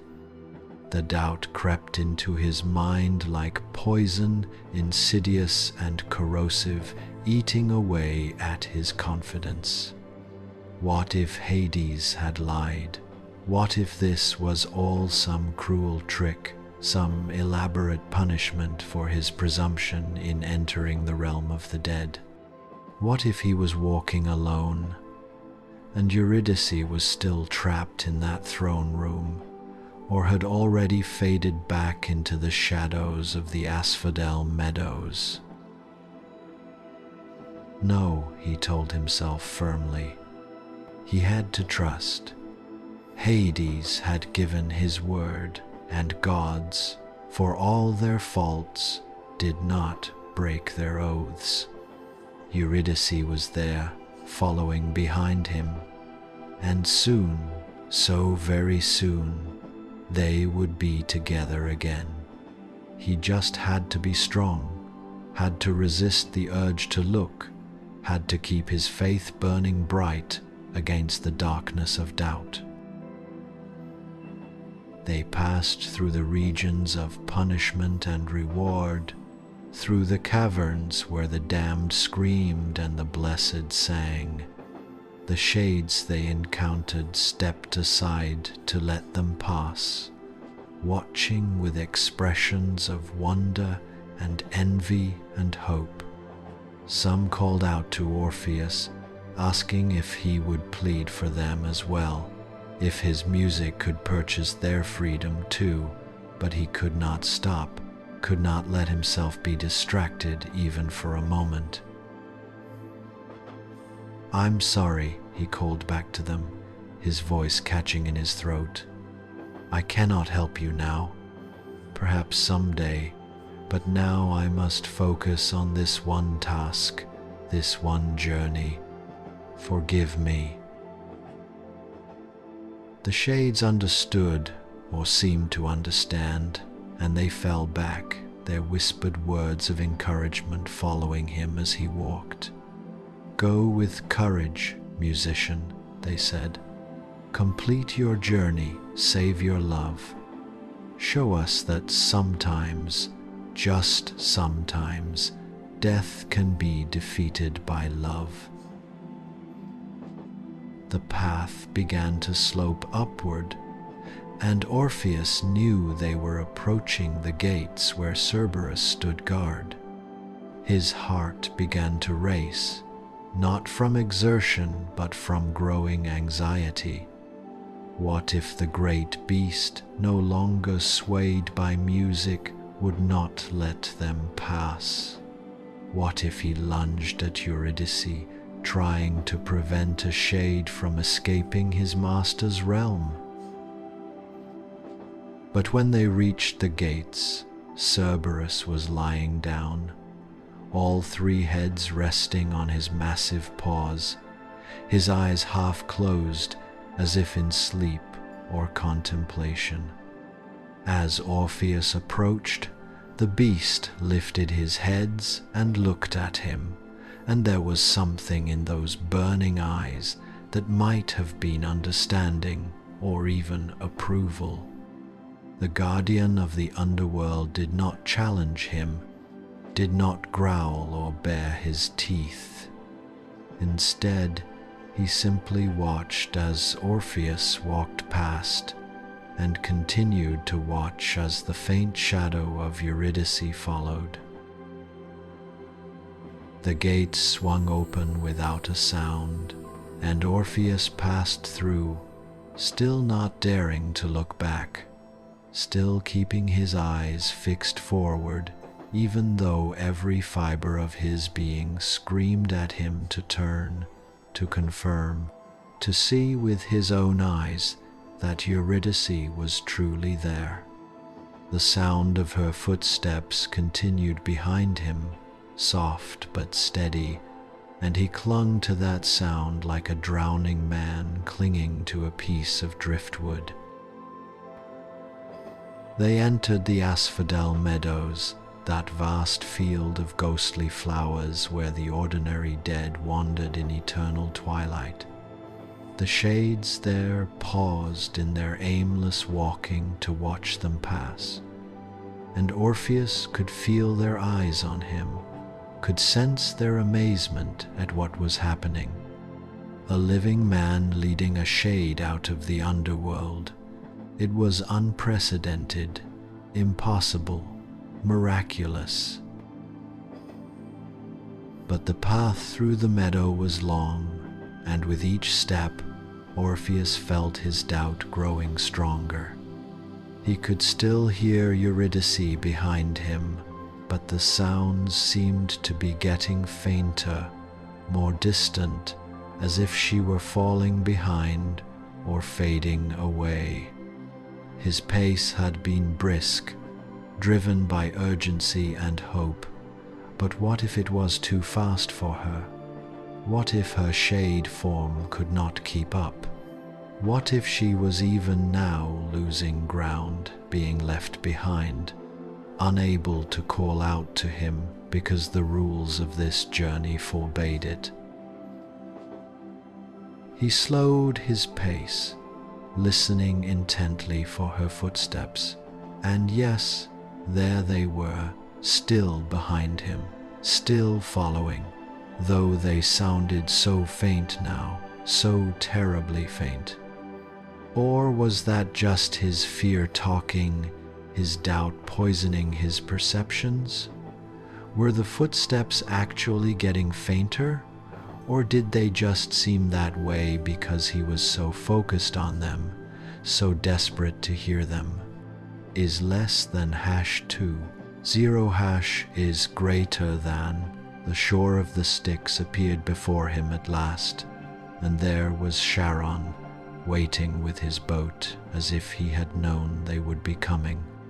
The ancient ferryman looked at Orpheus with those hidden eyes, and there was something in his posture that might have been satisfaction or approval.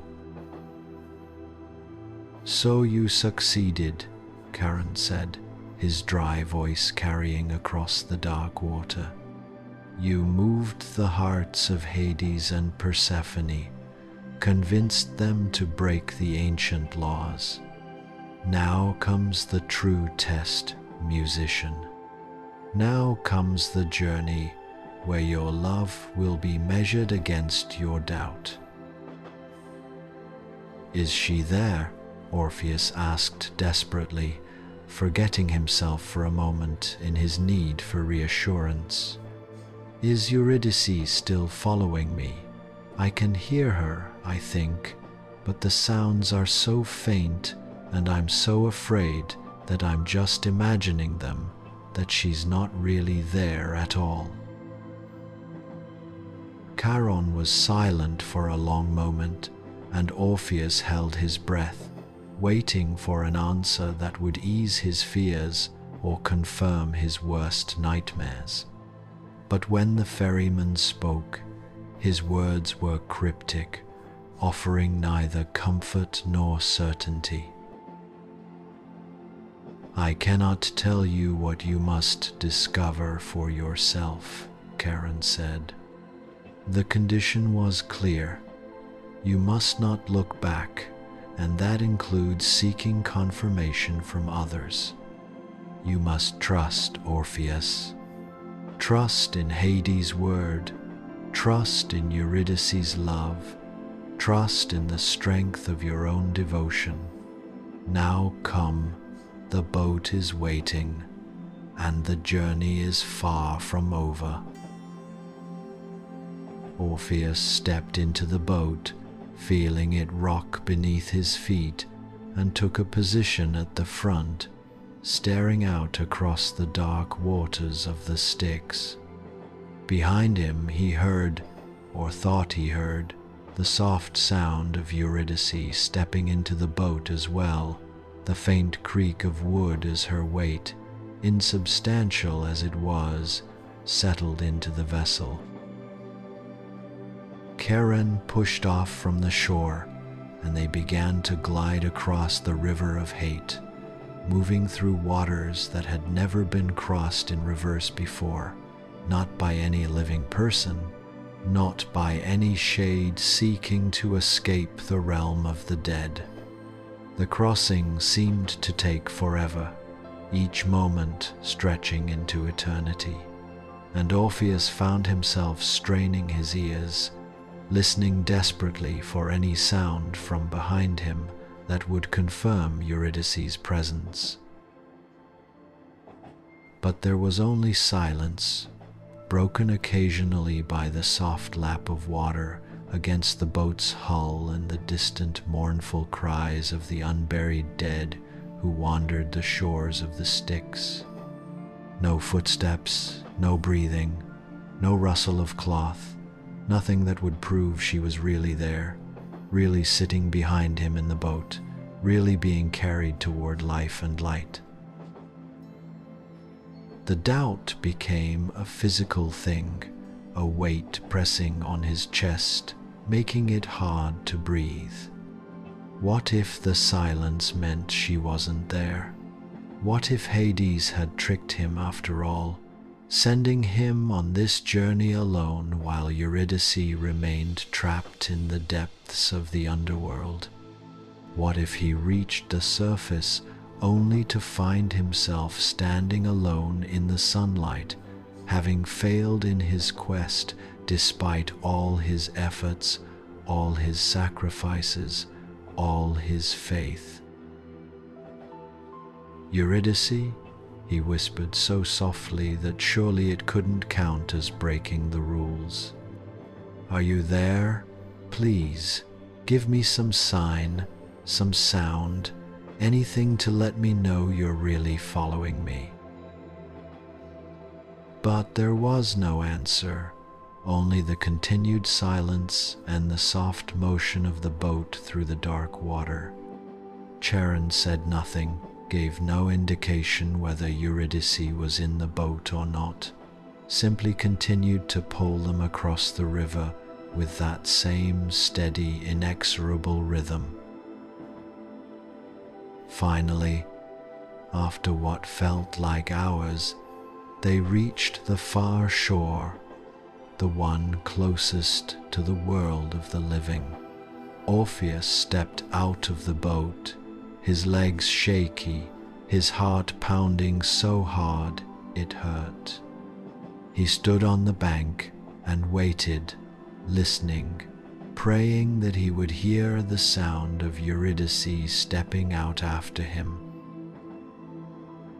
And there it was, the softest whisper of movement, the faintest suggestion of a footfall on the dark sand of the shore. She was there. She had to be there. She was still following him despite all his doubts and fears. Relief flooded through him so intensely it almost brought him to his knees, but he forced himself to stand straight, to keep his eyes forward, to continue the journey. The tunnel lies ahead, Charon said, pointing with his skeletal hand toward the dark opening in the cliff face. Follow it upward, and it will lead you back to the world of light. But remember, musician, not until you both stand in the sunlight. Not until that moment can you look back. Hold fast to your faith a little longer, and you will have what you seek. Orpheus nodded his thanks and began walking toward the tunnel, his feet finding the path by memory, his eyes already adjusting to the absolute darkness that awaited him. Behind him, so faint it might have been imagination, came the sound of Eurydice following. The ascent through the tunnel was the hardest part of the entire journey. The path was steep and treacherous, the darkness so complete that Orpheus had to feel his way forward, one hand on the cold stone wall, his feet testing each step before committing his weight. And in that darkness, the sounds behind him became even more uncertain, even more questionable. Was that Eurydice's footstep, or just the echo of his own?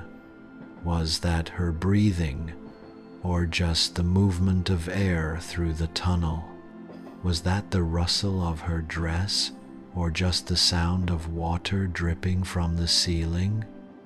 The darkness played tricks on his senses, made everything uncertain, turned every sound into a potential confirmation or denial of her presence.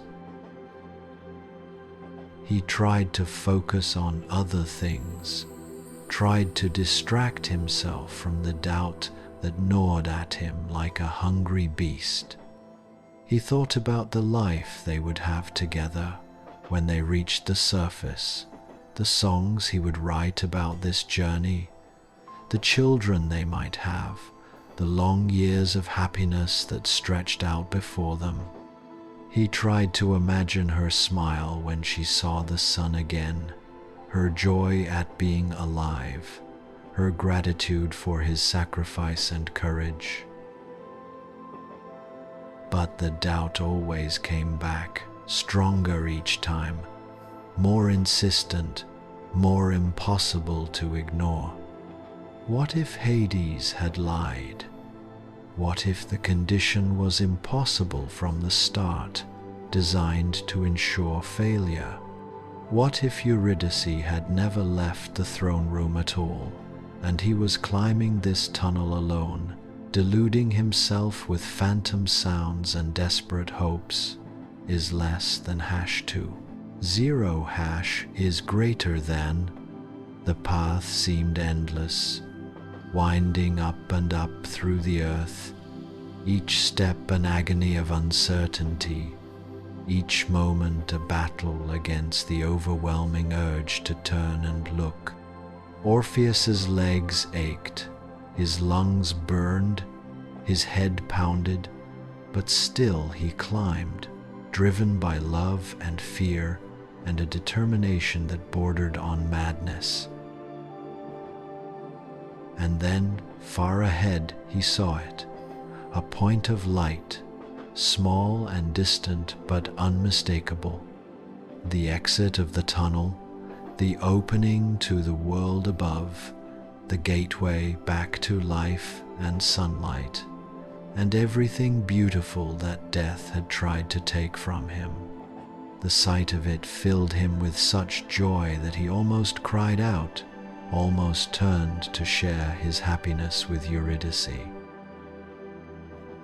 But he caught himself just in time, remembering Hades' warning, remembering the condition that must be met. Not until they both stood in the sunlight, not until that final moment could he look back. He was so close now, so tantalizingly close.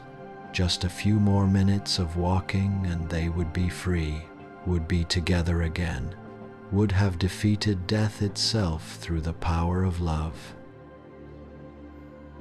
He quickened his pace, eager to reach that distant light, and behind him, or did he imagine it?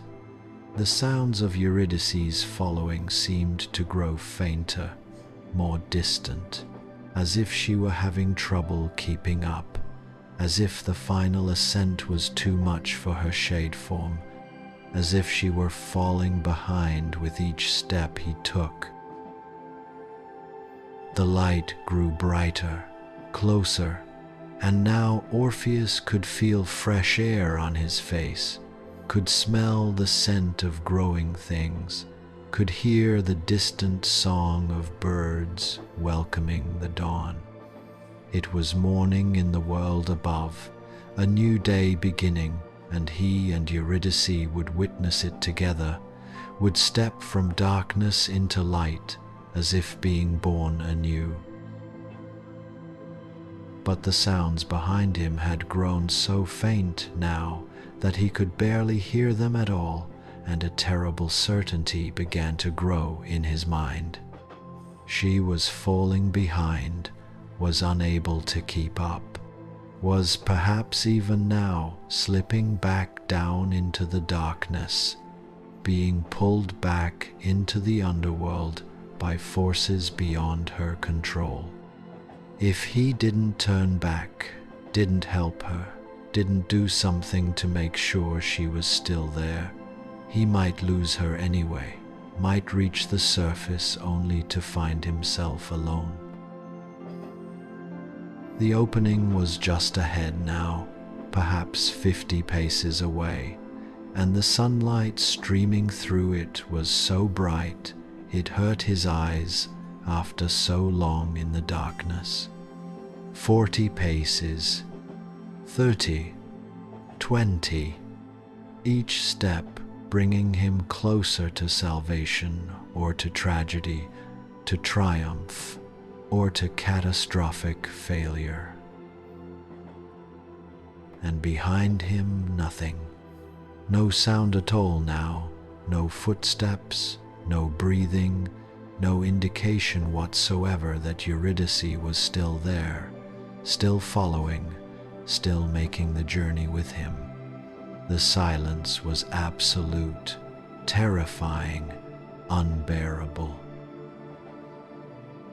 10 paces from the exit, and Orpheus could stand it no longer. The doubt, the fear, the uncertainty, they overwhelmed him, crushed him, destroyed every ounce of faith he had been trying to maintain. She wasn't there. She couldn't be there. He was alone and had been alone all along, climbing through the darkness like a fool, believing in a promise that had never been intended to be kept. Or perhaps she was there but was falling behind, slipping back into the darkness, and if he didn't turn back now, this very second, she would be lost forever, dragged back into the depths while he stood stupidly in the sunlight, having come so close only to fail at the final moment. He had to know. He had to see with his own eyes, had to confirm her presence or absence, had to do something, anything, other than continue walking blindly forward while every instinct in his body screamed that something was wrong. Just before stepping into the light, just 1 pace from the surface, Orpheus turned around. For one brief, perfect moment, he saw her. Eurydice was there, really there, just a few steps behind him, her hand reaching out toward him, her face a mixture of joy and terror, her lips forming his name. She was becoming more substantial with each step, closer to the surface, the color returning to her cheeks, the warmth beginning to flow back into her limbs, life itself seeping back into her form as she approached the boundary between death and life. Their eyes met, and in that instant, Orpheus saw everything, her love for him, her faith that he would succeed, her excitement at the thought of living again, of dancing in meadows and laughing in the sunlight, of growing old together and filling their lives with music and joy. He saw hope and happiness and a future stretching out before them like a beautiful song waiting to be played.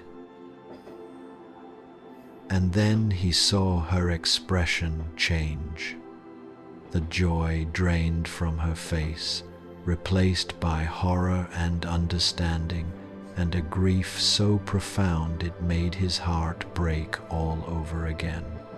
She knew in that moment what he had done, knew that he had looked back too soon, knew that Hades' condition had been broken, and the price would now be paid.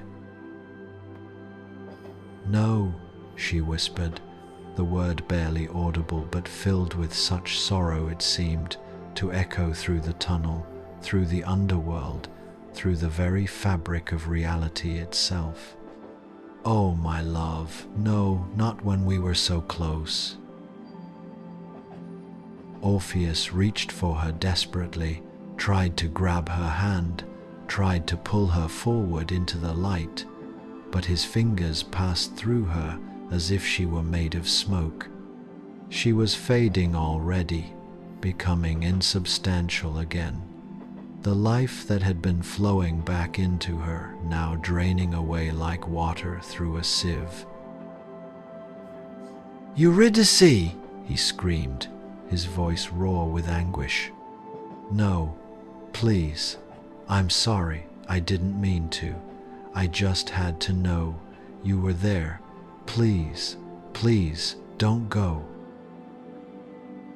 But she was being pulled backward, drawn back into the darkness by an invisible force, Hades' law reasserting itself, death reclaiming what had almost escaped its grasp. She did not struggle or cry out, but simply looked at him with eyes full of love and forgiveness and infinite sadness. "I forgive you," she said, her voice growing fainter as she receded into the shadows. "You came for me, my darling. You braved the underworld itself for me. No one has ever loved more truly, more completely.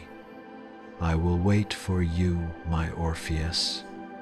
I will wait in the shadows until the day when you join me here, and then we will be together forever, never to be separated again." "No!"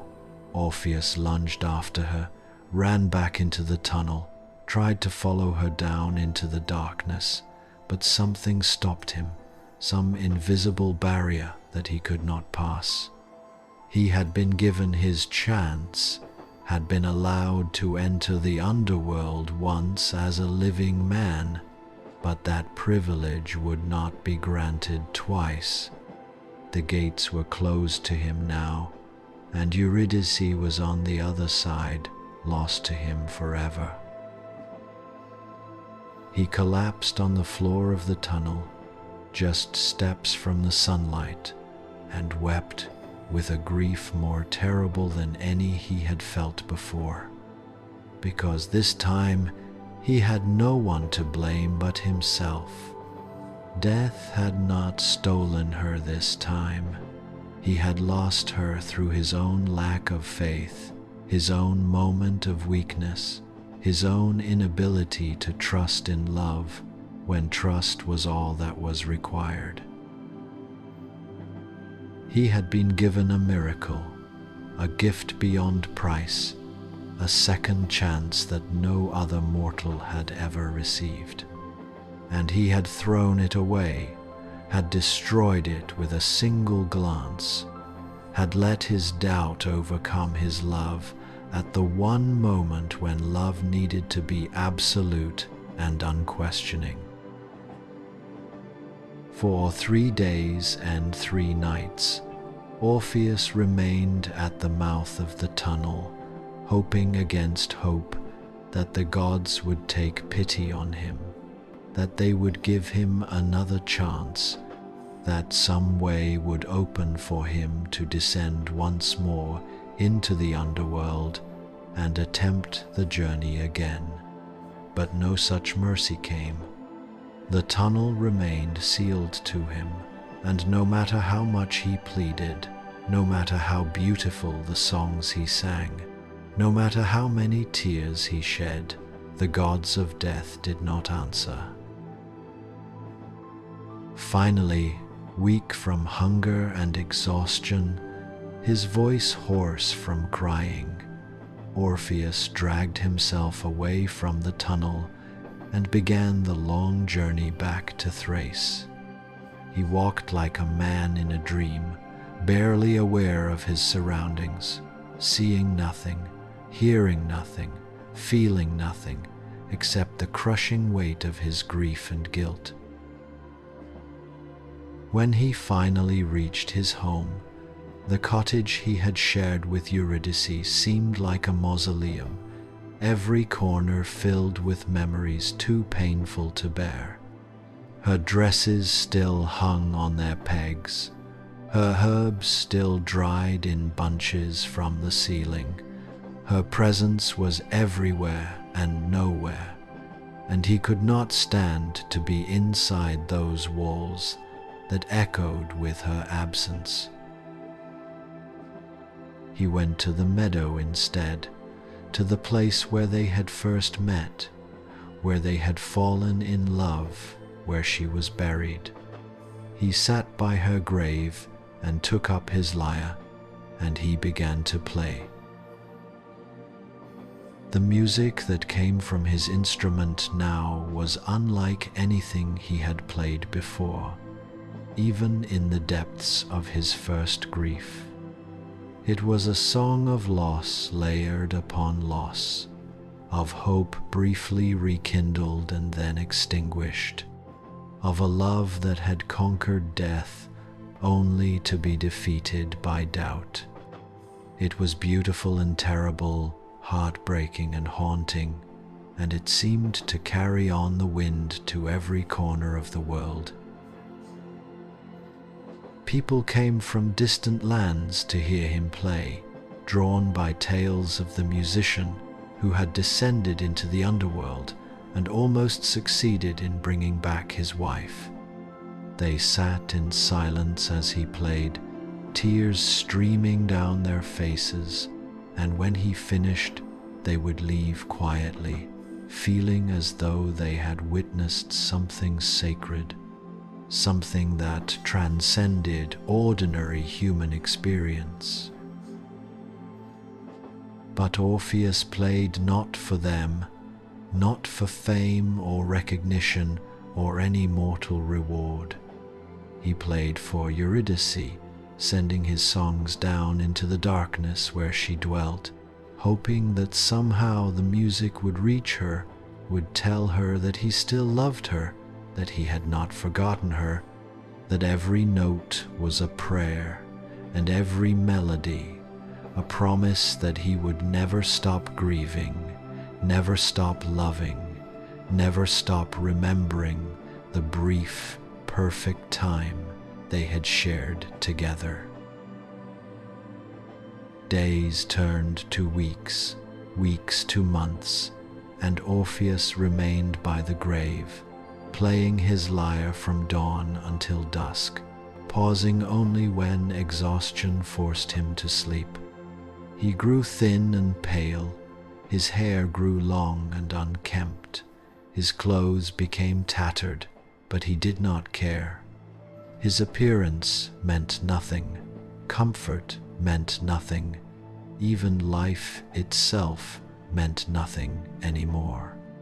He was simply waiting, marking time until the day when death would finally claim him and he could join Eurydice in the underworld, this time never to leave. The seasons changed around him. Spring gave way to summer, summer to autumn, autumn to winter. Snow fell on the meadow, covering the grave with a blanket of white, but still Orpheus played, his fingers growing stiff with cold, his breath making clouds in the frigid air. The flowers died and returned again, and through it all, the music continued, a constant elegy for lost love, a never-ending song of sorrow. Sometimes, in the depths of night, when the moon was full and the world was silent, Orpheus would speak to her, his voice soft and broken, telling her about his day, about the people who had come to listen, about the small beauties he had noticed despite his grief. A bird singing at dawn, a particularly lovely sunset, the way frost formed patterns on the grass like nature's own art. "I saw a butterfly today," he would whisper to the earth that covered her. "It landed on your grave, right where your heart would be, and it stayed there for the longest time, opening and closing its wings in the sunlight. I played for it, and I imagined that somehow it was you, come back to visit me for a moment, to let me know you're still there, still waiting, still loving me, despite what I did." He told her about his regrets, about the moment when he turned around, about how he would replay that scene in his mind over and over, wondering what he could have done differently, what he should have done differently. "I was so close," he would say, his voice choked with tears. "Just one more step, just one more moment of faith, and you would be here with me now. We would be together, living the life we planned, filling our days with music and laughter. I'm so sorry, my love. I failed you when you needed me most." But then he would remember her last words to him, her forgiveness and her promise to wait, and he would find some small measure of comfort in the knowledge that she did not hate him, that she understood, that their love was strong enough to survive even his terrible mistake. Years passed, and Orpheus became a legend, the musician who had loved so deeply that he challenged death itself.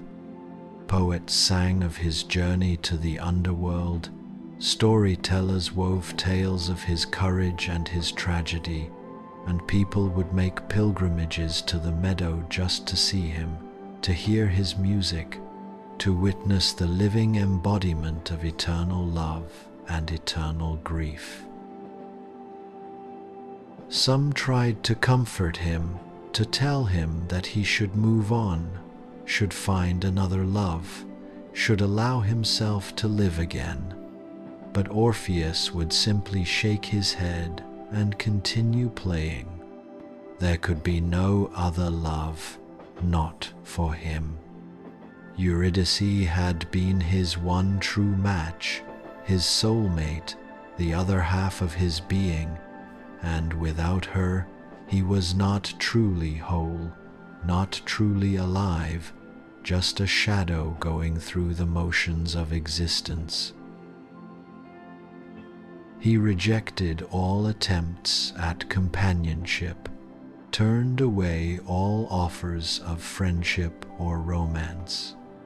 He wanted nothing from the world except to be left alone with his grief and his music, to spend whatever time remained to him in mourning and remembrance, preparing himself for the day when he would finally be reunited with his beloved in the realm of shadows. This rejection, this absolute refusal to engage with life or love, angered some who saw it as a waste, as an insult to the gift of life itself. There were women who had loved him from afar, who had dreamed of catching his attention, of perhaps being the one to heal his broken heart, and his complete indifference to them felt like a personal affront.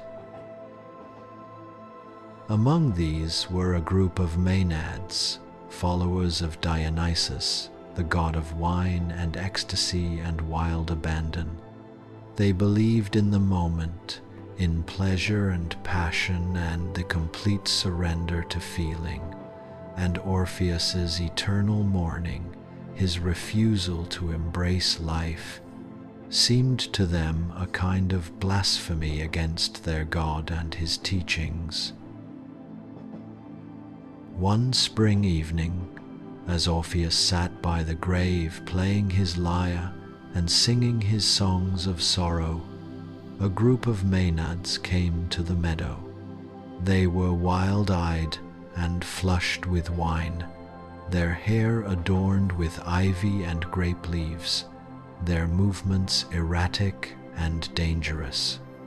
They had been celebrating a festival of Dionysus, dancing and drinking and losing themselves in ecstatic frenzy, and now they had come to the meadow with rage in their hearts and violence in their minds.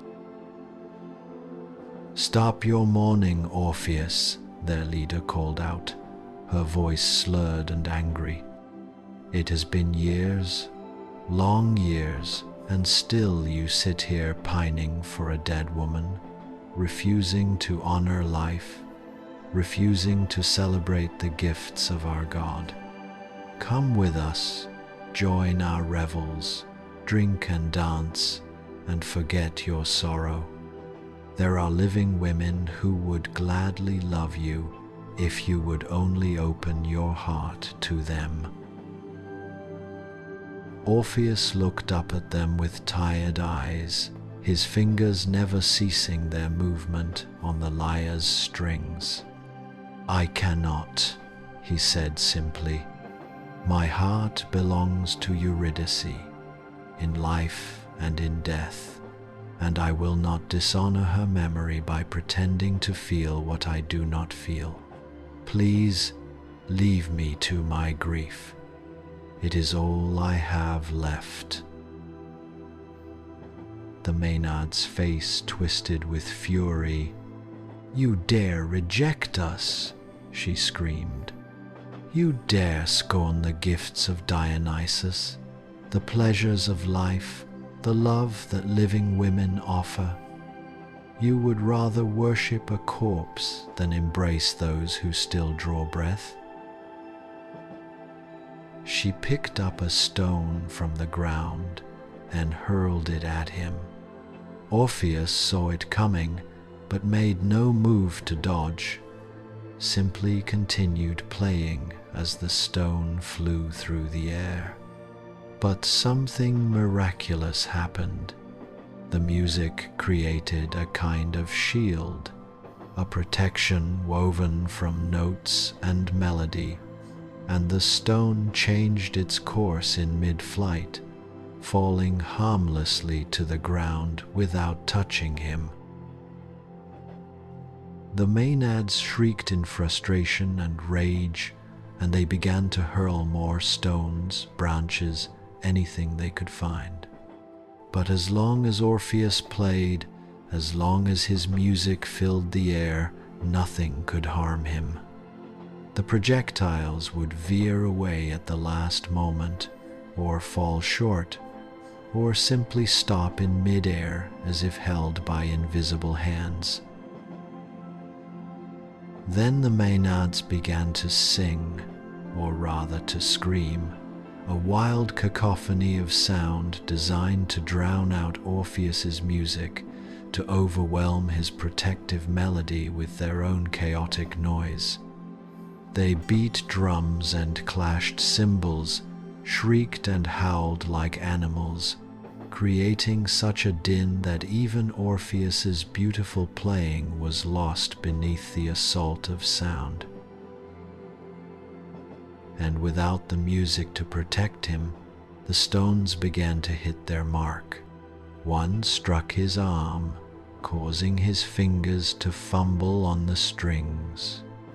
Another hit his head, drawing blood that ran down his face and dripped onto his lyre. More and more stones found their target, and still Orpheus tried to play, tried to maintain the music that was his only defense, his only connection to Eurydice. But it was no use. The Maenads, in their wine-fueled frenzy, were upon him, tearing at him with their hands, striking him with branches and rocks, driven by a fury that went beyond reason or mercy. They ripped his lyre from his hands and smashed it against the ground, silencing forever the instrument that had moved gods and mortals alike to tears. As the blows rained down upon him, as his life ebbed away, Orpheus felt no fear, no anger, no regret. Instead, he felt relief, a sense of liberation so profound it was almost joyful. Finally, after all these years of waiting, of grieving, of existing in a grey twilight between life and death, he was being released. Finally, he would be able to keep the promise he had made to Eurydice, would be able to join her in the underworld and never leave her side again. With his last breath, he whispered her name. Eurydice, he said, the word barely audible, but filled with all the love that had sustained him through the years of sorrow, all the hope that had kept him anchored to the world. I'm coming, my love. Wait for me just a little longer. I'm coming home. And then Orpheus died, his body broken and bloodied on the grass of the meadow where he had first seen his beloved, where they had fallen in love, where she was buried, where he had spent the remainder of his life mourning and remembering and waiting for this moment. His soul left his body like a bird taking flight, and it descended, swift and sure, down through the earth, through the layers of rock and soil, following a path it knew well, a path it had traveled once before when he was alive and desperate and filled with hope, down into the darkness, across the Styx, through the asphodel meadows, past the gate where Cerberus lay sleeping, into the depths of the underworld itself. This time there was no fear, no uncertainty, no doubt. This time he knew exactly where he was going and what he would find there. This time he would not fail, would not turn back, would not let anything separate him from his beloved. And there, in the grey twilight of the realm of the dead, standing in a meadow of pale asphodels, he saw her. Eurydice, his wife, his love, his reason for living and his reason for dying. She looked exactly as she had in life, beautiful and graceful, her dark hair adorned with flowers, her smile radiant with joy and relief, and a love that had never dimmed despite all the years and all the sorrow. She ran to him, and this time, when he reached for her, his hands did not pass through her like smoke. This time, when he wrapped his arms around her, she was solid and warm and real as anything in this shadowy realm could be. They held each other tightly, tears of joy streaming down their faces, and for the first time in years, Orpheus felt complete, felt whole, felt truly alive even though he was dead. "You came back," Eurydice whispered against his chest. "You came back to me at last." "I always told you I would," Orpheus replied, his voice choked with emotion. "I promised I would wait, and then I would join you, and we would be together forever. And here we are, my love. Here we are at last." They stood there for a long time, just holding each other, rediscovering the simple joy of presence, of closeness, of no longer being separated by the insurmountable barrier between life and death. And then, hand in hand, they began to walk through the asphodel meadows, not going anywhere in particular, just wandering together through the eternal twilight, talking and laughing and remembering all the things they had shared when they were alive. In the underworld, time has no meaning. There is no day or night, no seasons, no markers by which to measure the passage of years. But Orpheus and Eurydice did not mind, for they had each other, and that was all they needed, all they had ever needed. They could spend eternity together, never aging, never changing, never being separated again. Sometimes they would encounter other shades, other souls who wandered the realm of the dead, and Orpheus would take out the ghostly shadow of his lyre, for in death his beloved instrument had been restored to him, and he would play for them. The music was different now, no longer filled with grief and longing, but with peace and contentment and a quiet, enduring joy. He played songs of love that transcended death, of faithfulness that endured beyond the grave, of second chances and eternal reunions. And Eurydice would dance, her movements as graceful as they had been in life, her face glowing with happiness, and the other shades would gather to watch and listen, finding in their love a source of hope and comfort in the grey existence of the dead.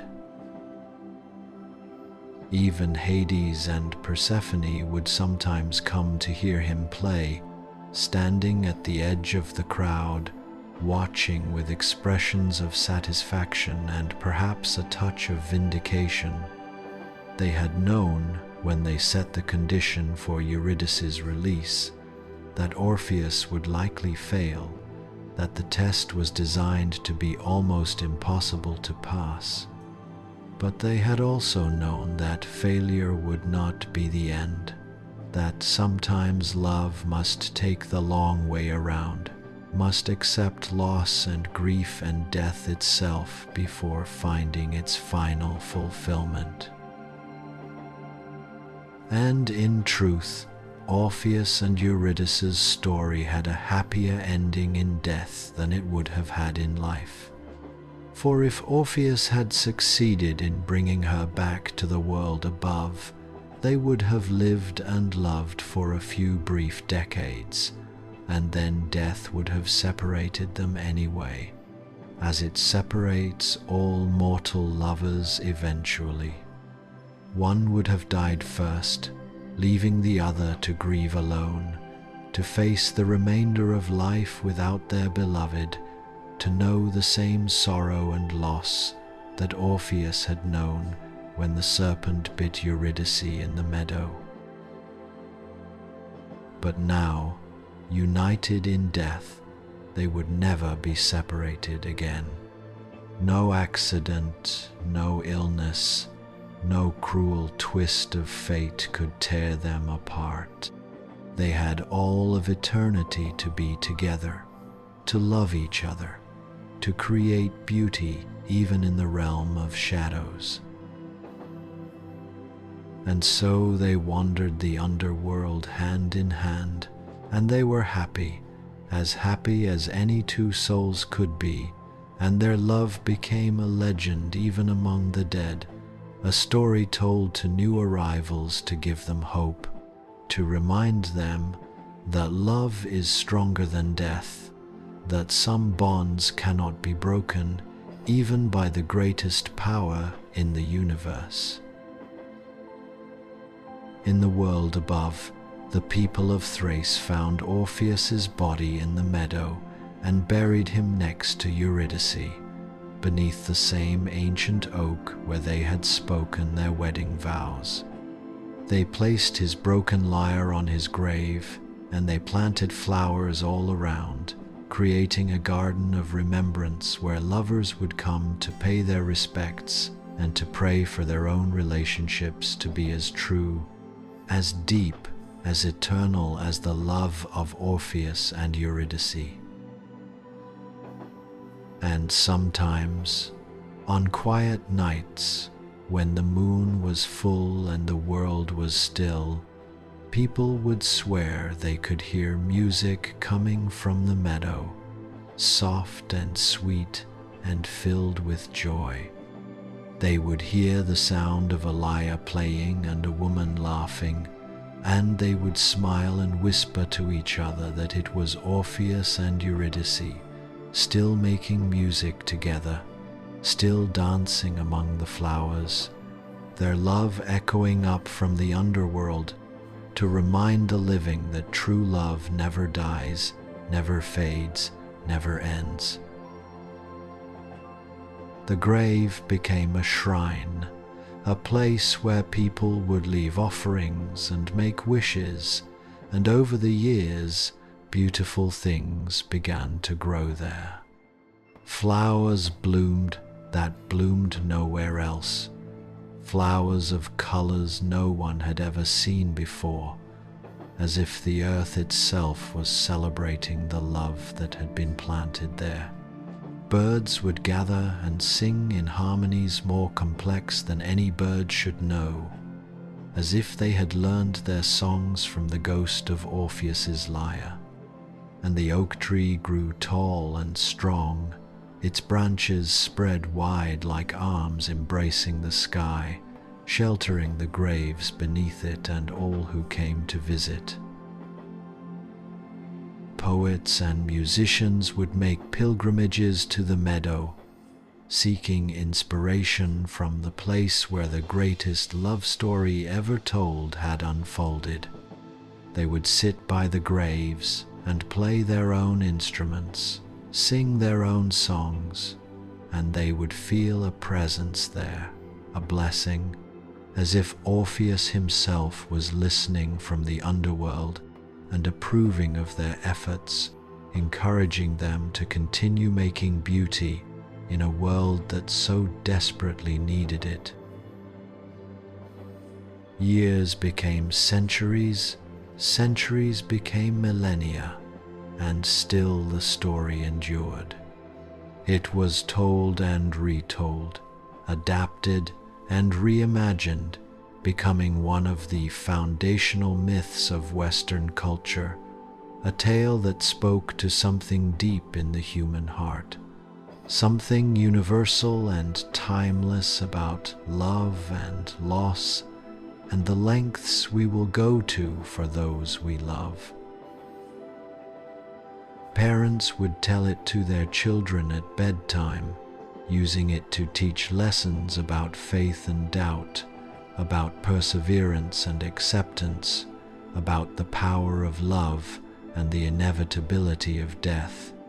Lovers would speak of it to each other, promising to be as faithful as Orpheus, as devoted as Eurydice, to love each other beyond the grave if necessary. And in the underworld, through all those years, all those centuries, all those millennia, Orpheus and Eurydice walked hand in hand through the eternal twilight, and they were happy.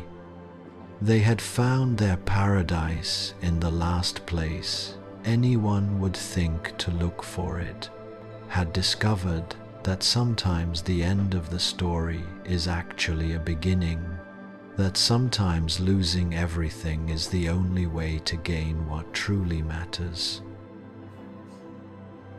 They would stop sometimes in their wandering and look at each other, and the love they saw reflected in each other's eyes was as fresh and new as it had been on that spring morning in the meadow when they first met. And they would smile, knowing that they had all the time in the world and beyond to spend together, that nothing could separate them now, that their story had found its perfect ending in the most unlikely of places. For love, true love, the kind of love that changes the world and moves gods and overcomes every obstacle, does not end with death. It transforms, evolves, transcends the boundaries of life and mortality, becoming something eternal, something that exists outside of time and space, something that will endure as long as there are hearts to feel it and voices to speak its name. And so the story of Orpheus and Eurydice became immortal, living on in the hearts and minds of countless generations, a reminder that love is the strongest force in the universe, stronger than death, stronger than fate, stronger even than the gods themselves. It is a story of tragedy and triumph, of loss and reunion, of the journey through darkness that sometimes leads to the truest light. In the meadow where they met and loved and died, the flowers still bloom, the birds still sing their impossible harmonies, and the oak tree still spreads its branches wide. And sometimes, late at night, when the moon is full and the world is quiet, you can hear it, the sound of a lyre playing in the darkness, accompanied by soft laughter and the rustle of a dress. The eternal music of two souls who found each other, lost each other, and found each other again, never to be separated for all eternity. This is the story of Orpheus and Eurydice, the musician and his beloved, who proved that love is stronger than death, that some bonds cannot be broken, that sometimes the greatest victories come through the greatest losses. It is a story that has been told for thousands of years, and it will be told for thousands more, because it speaks to something fundamental in the human experience, something that transcends culture and time and speaks directly to the heart. And now, as you drift off to sleep, perhaps you will dream of meadows filled with flowers, of music that can move the very stones to tears, of a love so pure and true that it echoes through eternity. Perhaps you will hear, in that twilight space between waking and sleeping, the sound of a lyre playing softly, and you will know that somewhere, in some realm beyond our understanding, Orpheus and Eurydice are still together, still loving each other, still creating beauty in the darkness. Sleep now, and dream of love that never dies, of music that never ends, of stories that live forever in the hearts of those who hear them. Dream of the meadow and the lyre, of the journey to the underworld and back, of second chances and eternal reunions. Dream of Orpheus and Eurydice, walking hand in hand through fields of asphodels, their love a light in the darkness, their story a song that will never fade. And when you wake, remember that love is the greatest adventure, the grandest quest, the most worthwhile journey we can ever undertake. Remember that it is worth fighting for, worth suffering for, worth even dying for, because in the end, love is all that truly matters, all that truly lasts, all that truly makes this brief, beautiful, tragic existence worthwhile. Good night, dear listener.